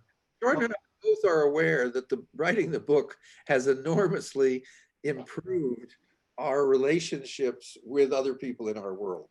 Yeah. Let me tell a quick story too. A few years ago, I took singing lessons for the first time. And there I was at my first recital with a bunch of kids in junior high school and high school and all their parents and it was a song called Into the Fire from the show The Scarlet Pimpernel. I knew every syllable, right? And the first time I went and she started playing, I completely blanked out. And I said, no, Naomi, I know this. And she started playing it again. And again, the part of me that knew those words was not in the room. And at that point, instead of crying like the girl who did before me and running out of the room, I said, no, I know I can do this. And I felt myself reaching really deeply, and I relaxed somehow and pulled the part that was completely competent, and I nailed the song perfectly. And, you know, I had enough confidence to know that I had a part of me that could perform if sort of if I had to. And having failed twice already, I had no choice but to get access to that part in real time. I still don't know exactly how I did it, but like Jim says, when you look back on your life and you see those moments when you shifted into the most resourceful and kind or whatever you need in the moment parts, you know that you can practice that and get better at it. And that's really the whole point. Hmm. Excellent. I like what you said, Jim, about the dog shifting you, because I found that also, like how, you know, I have a beautiful dog and he can shift me out of the most down, horrible, you know, the world could fall apart and he comes and licks my face and everything's okay and good. And I've seen him shift other people too. Like I used to take him to a yoga class with me because I had a little jacket you could go in there, and there's a person in there I'd never seen her smile. She's always been nasty to people, and you know, people didn't like her. They kind of ostracized her. She didn't seem to care. But when she came in and saw my dog, her just face lit up, and I just never. It's like a completely different person. It's just amazing the power of animals and the shift. So, Actually, Jordan, do we have pets on that list? I don't think so. We don't have pets on the list, although we talk about our pets in the book, having different selves. We also talk about that our pets have selves. yeah, definitely. That's for a different evening. Yeah. Let's move on to another question here. This from Kyle. Is there a difference between self versus role? If you're placed in a role that is temporary or unwanted, is that still a self? Or would it be a certain self filling the role? Or does it evolve, retire? Okay. Jordan will probably do better with this, but basically, remember, a role is a term from drama. It's a putting on of a particular persona, of a mask, of now I am a very powerful Wizard of Oz. Don't look at that little man behind the curtain, okay? We're seeing roles. Roles are something you do in any self. They're different. They're less of a complete transformation. Mhm. Jordan, does that cover it? Well, you know, the word role can be a synonym for self, and it's in our list of 70 different terms. But I think in this question, you know, if you're given this unwanted task that you don't want to do, you probably bring a certain self to that task. That is the self you bring to tasks that you don't want to do. You may eventually learn how to bring different selves to that task. So if you have to keep doing it, or maybe there will be some evolution of it. Actually, I do have a different answer. I have a great deal of my personal philosophy based on musicals. And at the beginning of The King and I, she is saying that whenever she feels afraid, she strikes a careless pose so that no one will know she's afraid. And the result of this development is very hard to tell. But when I fool the people I fear, I fool myself as well. And she's basically saying that she has shifted by her own pattern. She has a trick called whistling, and that she moves from a self that is frightened into a self that's not. And she has observed this. She knows what to do, and she does it. And that's how The King and I begins. So this is what we mean when we say we see it everywhere. We got another one here. What's the difference between selves and emotions? Jordan, you do it. Oh, I don't know. Selves and I mean, your different selves have different emotions, and some selves will have similar emotions. I think we're back to big Venn diagrams. I think certainly if you have a powerful enough emotion, you can be shifted into a different self or switched. It was funny. I was just talking about emotions today in a book by Bob Solomon called The Passions, which was a teaching company course I once listened to. And it was one of those cases where my view of what emotions are is so much more nuanced and complex after listening to his course, which is also a book. And he was the guy in the movie Waking Life that, I mean, emotions is just a big topic. And certainly there's a lot of ways to talk about emotions themselves. Yeah, I had a question about depression. So when someone's in severe depression, it seems like that's pretty much the only self that's there that expresses itself, or a lot of them seem to be muted or subdued. Um, so how is that a depressed self that's kind of in the driver's seat, or is that a different phenomenon, like something physiologically that's somehow preventing these other selves from emerging? Even though we have a multi-billion-dollar industry about depression, we don't have a definition of it physiologically. And the ones we do have are very incomplete. So probably we're dealing with a whole constellation of things that sum up as depression. Depression is when good things happen, you don't feel any better. Sadness, which is often confused, is when good things happen, you do feel better, but not for long. For example, if you pay attention to certain things in the news, such as climate change or injustice, the more you think about it, the probably you're going to end up sad. And if you can't think of much else, you're going to end up depressed. Now, for instance, for at least 75 million people, after the election, their mental health improved. They realized they had been, and most of them were conscious of, most of us were conscious of it, we had been slightly depressed since 2016, meaning it was pervasive. You couldn't go anywhere and there wasn't a part of it. It was all selves, all on deck. And that is a level, not of mental illness, but of sorrow that pervaded across selves. So again, it's a complicated question. And the interesting thing about depression, and this going back to microdosing, is when people microdose, about 80% of them say their depression lifts.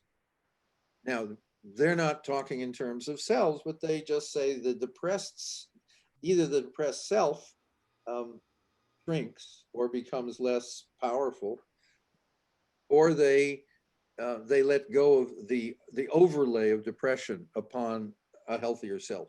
And we're not yet at the place where we can even, let alone we can theorize about it, because we can always do that with no evidence whatsoever, but we really don't know what we're talking about when we talk about depression being alleviated either psychotherapeutically or chemically. And I'm thinking of one friend who is cynical and mean and sees the ugly in the world, except when he has a girlfriend. And then the world somehow is infinitely nicer. Now, I know the rest of the world didn't change, okay? So we're dealing with something of considerable complexity, and covering it over with a psychiatric label usually is a mistake. Yeah. It reminds me of a story that Michael Singer told about someone who just got broken up with his girlfriend. He's down the dumps, pizza cartons all over the place, beer bottles, and just depressed as hell. And then he gets a call from the girlfriend and says, oh, I realized how much I missed you. I made a mistake. Do you think we can get back together? And instantly, the depression lifts, transforms, and the world is just a totally different place. It's like these different lenses came over, and these dramatic shifts can be. Well, we call that a shift, and there is nothing that shifts you more easily than someone saying, you may not realize this, but I really love you, and I'm someone who matters to you. Mm-hmm. Yeah. That we know will shift you into a more congruent, a more harmonious place. Mm-hmm. So I do recommend you try that. All right, let's see. What do you hope healthcare providers incorporate to their practice based on lessons from this book? Oh my. Don't worry, healthcare providers. There are no lessons in this book. However, it will shift your awareness of the issues you're seeing in front of you. And when you can see them, that none of your clients lack a healthy self. They simply don't bring it to therapy, because if having been a therapist, one of the things I liked least about it is people would always tell me the worst parts of their lives. And I was supposed to kind of work with just that, rather than the way we are in the real world, where there's your worst parts and your other parts, and you're trying to use your better parts to help your not better parts. Psychotherapy becomes a lot easier if you are dealing with a reality in front of you, rather than have a Procrustean theory. Procrustes is ancient Greek, in on the way to a marathon, and he had one bed, and it was an iron bed. And if people were too short, he had methods of stretching their bodies so they fit the bed. And he also, if you were too long for the bed, he would cut off part of your limbs so you would fit the bed. That's where we get the word Procrustean. A great many problems are resolved if you don't have a theory that is Procrustean, which is, and there's whatever your theory is. And also on page 344, like I mentioned before, we do specifically address the overall wellness system and mental health system, and we invite them to reconceive of how they would go about things if it's true that everyone has selves, which of course they do. And that kind of brings us back to some of the opening chapters of the book, which say that, look, if everybody is going around with this assumption that's wrong, the single self assumption, not everybody, like IFS people know about it in Gurdjieff and Gene Houston, but if the general default is to not take self seriously in any way, shape, or form, and not even to discuss the healthy selves model, we feel that needs to change, because that's a fundamental root assumption at the bottom of healthcare and psychology and so many things. So we keep bringing people back and say, let's just get whether or not, you know, it's real that you have more than one self, and so does everyone else in your life. Because if that's the case, then all sorts of things are going to need to change, and there's going to, you know, there's lots of dissertations and rewriting of disciplines that are going to need to happen, starting with, you know, as we talk about, ultimately we'd like to jettison the notion of dissociation entirely, because it doesn't really help anybody. So yeah, so we're really saying something fairly. One of the problems we've had with this book is, at one level, we say to some people, you know, you have different selves. They say, oh yeah, and we say, well, would you like this 344-page book? And they say, well, I already got it. And other people can read the book and say, well, that might be true for other people. Okay, so we've got a range of people, and we're really saying to the, not to the mental health community, but to the community, that it's a lot easier to make improvements in your life if you understand that one of the ways you do that is to have the right self at the right time. And the other, and it's very fundamental, is the problem with the single self assumption is we wonder about people. We say, why aren't you consistent? Which means we mean predictable. Because here you are, and you've been in this loving relationship, and all of a sudden something bizarre happens, and you're trying to make your partner consistent. And there's this big inconsistency, and the relationship begins to be a little shaky, rather than, oh, that's a self I hadn't seen before. And the rest of you is exactly the same wonderful person that I've been living with. And you start, usually what we found is you start by acknowledging you've noticed the inconsistencies in your important significant others, including your children. Then you begin to notice the inconsistencies in yourself, and your beloveds and your children will be the first ones to help you. And then you begin to see that the world is a lot easier to understand when you see the way it's actually constructed. So we make some comments about what happened in astronomy when it was when we finally dropped the idea the Earth was the center of the solar system. There were people who were designing orbits because they could do the observations, orbits of which had to fit the notion, the central notion, which was wrong. And you had to have orbits where they revolved around the Earth, and those orbits were the damnedest things. And as astronomy kind of saw the way the solar system actually was, huge improvements in astronomy, of course, began to unfold because they weren't having to overcome a central error in order to get anything done. So, and that brings us to Occam's razor, the principle of parsimony. Do not unnecessarily multiply explanatory entities. So some people have criticized this and said, including my old philosophy professor, and said, you're just making it more complicated. And Western science has gotten rid of us. And we say, no, see how much this explains. It explains the alcohol. It explains why two people can have a great time at night and you wake up in the morning and the other one has totally left and doesn't have any attraction for you at all. It explains so many things. It explains why if you tell your partner or something and they forget right away, it's not because they're trying to mess with you. It's because the part of them that you told it to isn't there anymore. They really don't have access to that information. And that's hard for people to get. They want to be mad and self-righteous and they forgot on purpose. It's like, no, they didn't forget on purpose. The part of them that knows that isn't here.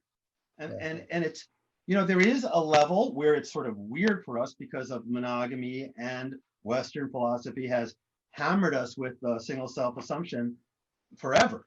And since 1910, nothing else has been really looked at in psychology.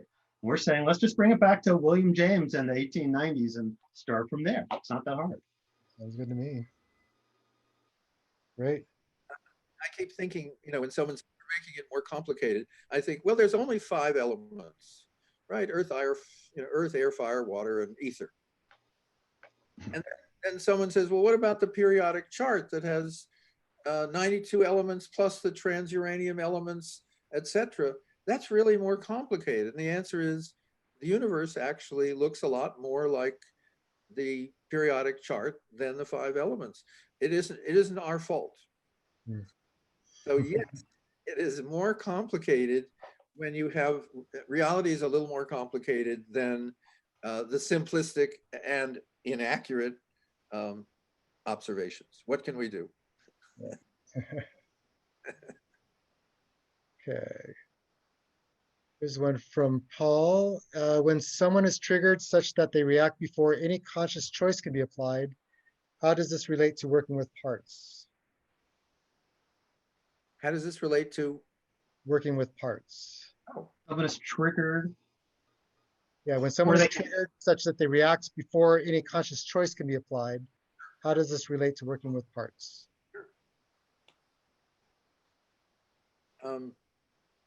Jordan, you want me? Yeah, sure.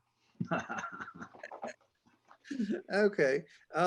That's actually more common, which is you find yourself behaving very badly. The phrase says, I don't know what got into me, which is one of the ones I love. The other one is my favorite, is I was beside myself. That one has just a charm to it because the image is so lovely. The question is always, once I've lost we have this great term, I've lost my temper, which means I've found my temper. That's what it means. And once you're in temper, if you haven't understood yourself, you feel that there's no way out, that you have to behave in temper kind of until someone leaves the room, you get tired, the police come, whatever it is. And that isn't the way we have found it to be. When you're in temper, part of you is still paying attention, meaning you don't flail around and break everything in sight when you're angry. You have a lot of control, and that part of you can then say, you know what, this isn't working. I need to do something to switch. And remember when I started off by giving you this this great theoretical breakthrough, which is count to 10. that was given to you probably, among other things, because of anger. So we have switching, we have methods that we've all learned. One is leave the room, leave the situation. One that is incredibly useful to get out of a mood that isn't to get out of a state or a self that isn't working is to walk in nature. Because nature is remarkably uninterested in kind of psychopyrotechnics. Again, you've mentioned, Brent, you mentioned, your dog comes in and your dog says, I don't care what kind of mood you're in. I think you're wonderful and I'm going to lick your face. And it's very hard to resist someone loving you. So there's lots of ways that we know about. Jordan, I think very brilliantly has written that it's a lot easier to not get into a bad space than it is to get out of one. And the image I have is it's a lot easier not to fall in the hole in the highway than it is to crawl out of the hole.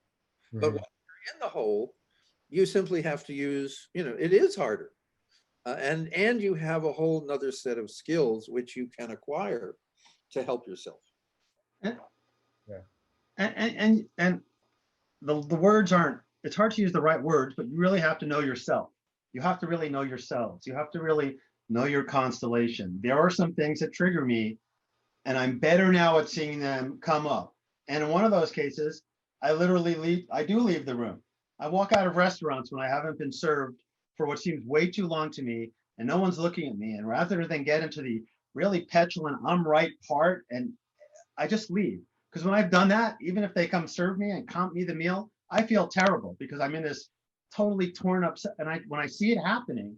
So I guess the answer is, if it's already happened, it's a tough situation and you could try to make it not happen again in the future. But, you just have to learn where your trigger points are and where you're going to be stimulated, and know that you really do have another self that's coming on. I feel like I can feel the really negative selves when I get into certain voices and tones and ways of reacting to people, especially people I love. I'm better, and I'm not perfect at it, but I'm better because I'm more aware.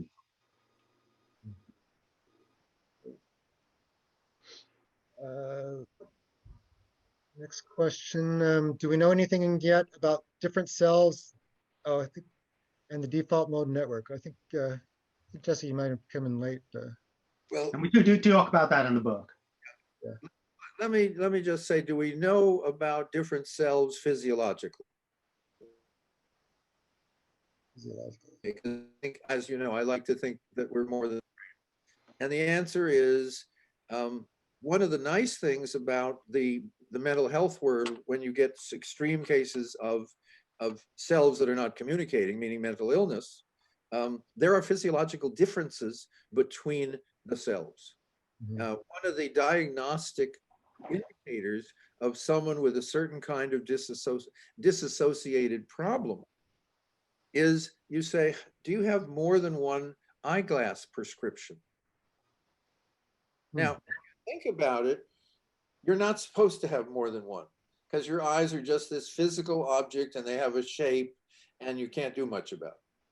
But it turns out that if we, again, look at people, if they have more than one prescription, that certain selves literally have a different visual capacity.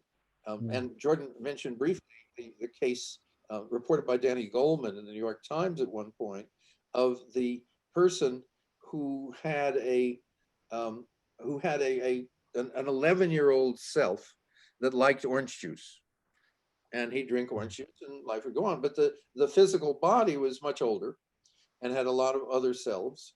And if any of those drank orange juice, they would get hives. Now, what gets even more interesting is if the 11-year-old was then back in control, the hives would go down. Okay. If I didn't know the source and I didn't, and I hadn't studied this stuff, I would say, I don't believe that.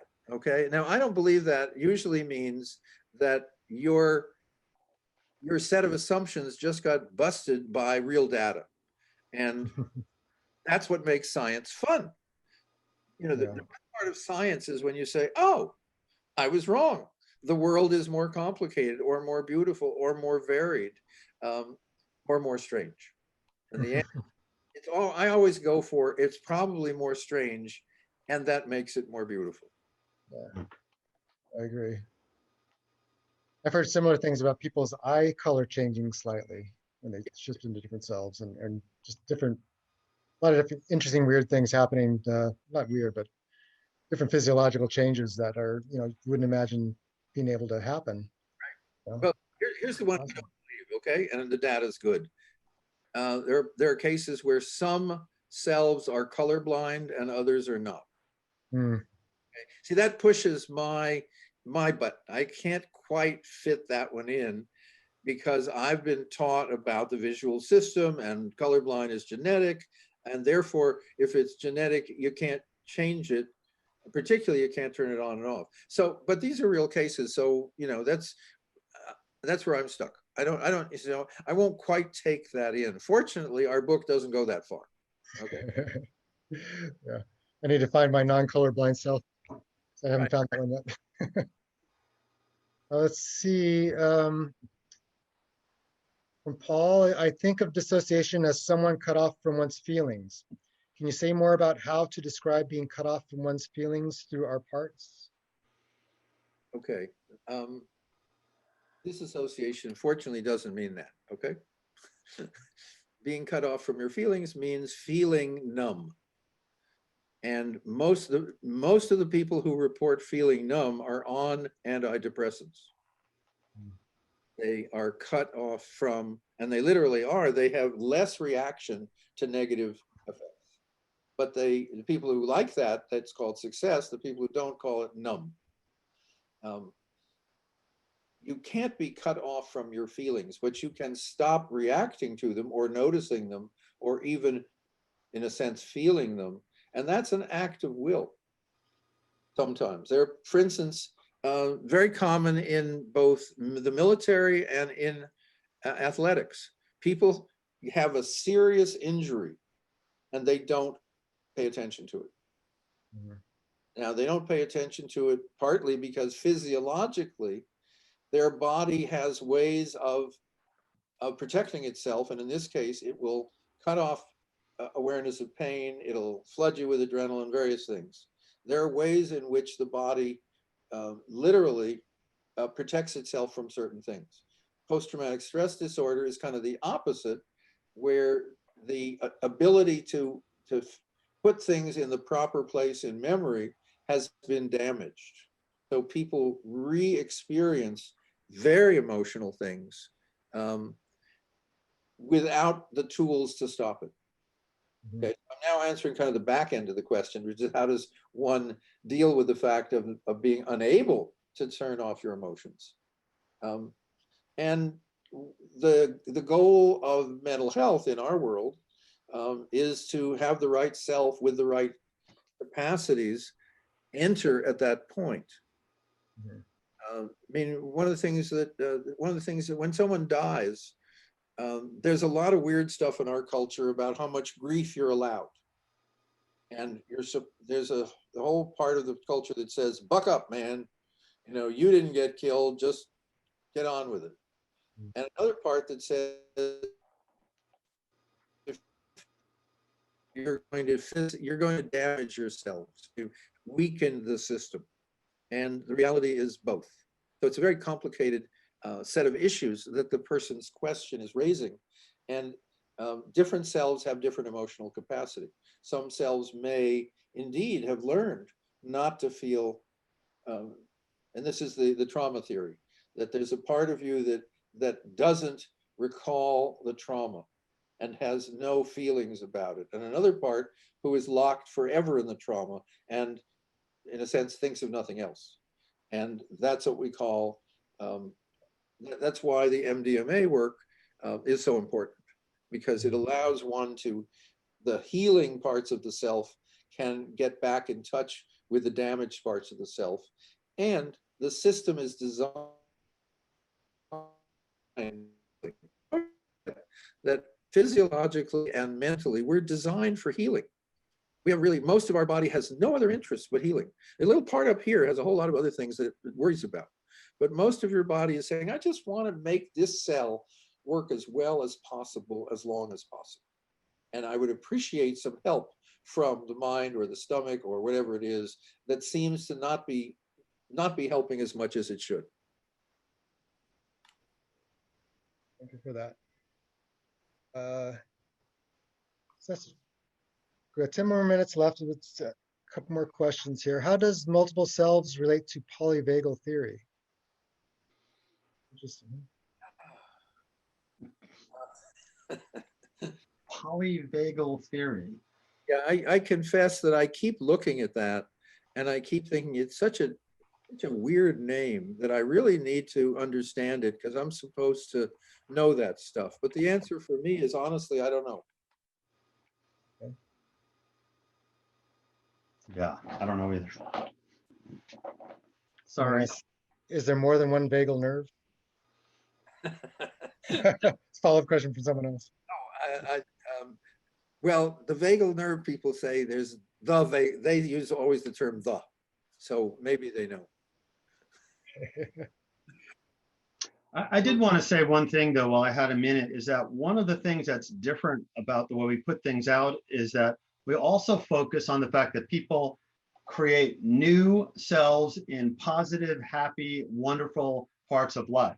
Because almost everything is so focused on the traumatic and the negative that what we're saying is that, and the example I use is that I was vacationing in the ocean about 10 years ago, and I was on a raft for 3 hours in the Chesapeake Bay, just at 2.5 feet, but it was really warm and wonderful. I remembered back to the fact that I was 4 years old when this self first came online in the Atlantic Ocean at the Capri Beach Club.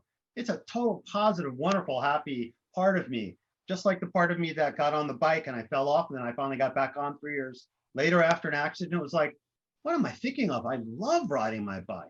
So, you know, traditional theory only focuses on the things that happen to people when they're young and abused, and that's how cells are formed. And we're saying that's only a small part of it. You have many wonderful positive cells formed between interactions between you and the world and you and other people. And maybe that's where we can focus a little bit. Love that. We're running out of time, but I want to kind of end with one more question relating to psychedelics because I think it's a very important topic and there's a lot of interest around how does this dovetail with that. So in terms of you know, people who do sit for people, either in a professional context or a friend sitting for someone or someone helping someone out through this process, what are some good tips in terms of preparing someone beforehand and then sitting with them and then the integration process of bringing in this language of multiple selves and fitting that into the whole process? And how do you think that might improve the process of well, for preparation and use, I hate to do this, but I wrote a book, and that's the first 2 chapters, and that's the chapters that most people have found most helpful, which is how to prepare yourself and how the guide prepares and how guiding works and how being both a good guide and a good journeyer works. Mm-hmm. The question that has come up, and it's important, is we now have what's called integration. And integration simply goes better. You can help someone put themselves back in a better condition if you understand multiple selves. If you are trying to squeeze them into a consistent, terrific new version, they will resist and not know why. And you, the integrator, will be somewhat pissed off at them and not know why, because you're not trying to shove a round, you know, whatever it is into a square hole, but you are trying to put everything into one container, and that isn't how it looks. I mean, if you look at your silverware drawer, you have divisions because there are specialized parts of silverware that make sense, and misusing them doesn't work very well. Integration is more like arranging a better silverware drawer and helping people understand which parts go in which section. Yeah. Integrative is a new way of working with people that we haven't, fortunately, we have not codified. We don't have a lot of theories yet, but multiple healthy personalities is central to making integration work more easily. So in terms of preparation before the trip, how might this conversation about multiplicity come into effect? Or what would be a good way of preparing someone for it? Besides like maybe warning that if they don't have any sophistication about knowing about the dark parts that might come up, shadow parts that might be scary or whatnot. But again, what you're saying to people is you're going to find out what works. Remember, we have in a deep belief in psychedelic work that the person actually knows what to do. And they kind of slip off the path. It's more, that's why we call it coaching. We don't call it therapy. Therapy is when you interfere with people. Coaching, if you're a physical coach, you don't say to the runner, I'm going to run behind you, and every time your heel moves a little to the right when it shouldn't, I'm going to grab your heel. Is you say, I noticed on the last 10 laps that your heel was a little off. Try a lap and just pay attention to your heel. That's coaching. I mentioned the MDMA session where the therapist said, that's good training. Okay, it takes a lot of skill to know that the person is doing their own work, and sometimes it's really hard. But also, the person doing the work knows that if it's too hard, they reach out. It's the reason mountain climbers have ropes to other mountain climbers. Okay, everyone has to be paying attention to have it work. So obviously, if you teach them a little more about how they really are, it's going to be an easier session. So it's, yeah. Great. Well, thank you for that. I think we're about out of time. Any last words you'd like to say? Besides, and everyone's reminded you there's different ways of getting the book with the discount. You can get the free electronic version by signing up for a mailing list and get a discount by using a code. So please go out and get it if you haven't gotten it already. It's an excellent book. So any last thing you'd like to say? I think what we're here, and it's really wonderful to be in a world that I'm very comfortable with, and to be able to share it with you all. And Brad, how you have kind of taken what's in this book, and with the help of the people who are here, really asked a lot of questions that make serious sense, which is, if we're going to change a central assumption, we need to have a fair amount of evidence of why that's a good idea. Now, one of the reasons we wrote a book rather than do a podcast or do a series or go around doing teaching is we needed to have enough information for people to pick and choose the parts of information they needed. And although the image isn't quite right, the Jimmy Beard cookbook actually comes to mind, where he doesn't have a theory. He just said, here's the best way I know to get you through some very useful parts of your life. And that's really what we're doing. So we're saying, read the first couple of chapters, and you'll see that it makes more sense than the way you might have looked at it before you read the book. Then the rest of the book simply is useful to expand that and to really deal with a lot of the questions that we've answered are answered in the book in somewhat more detail and in more depth. Not surprising. So we're really glad that we were able to be here. I finally got to present at LAMPS. It's been a while. I appreciate you hanging in there. And I hope that we all see each other, in the flesh soon. I hope so too. I would just add that, first of all, you can read a free excerpt at yoursymphonyofselves.com.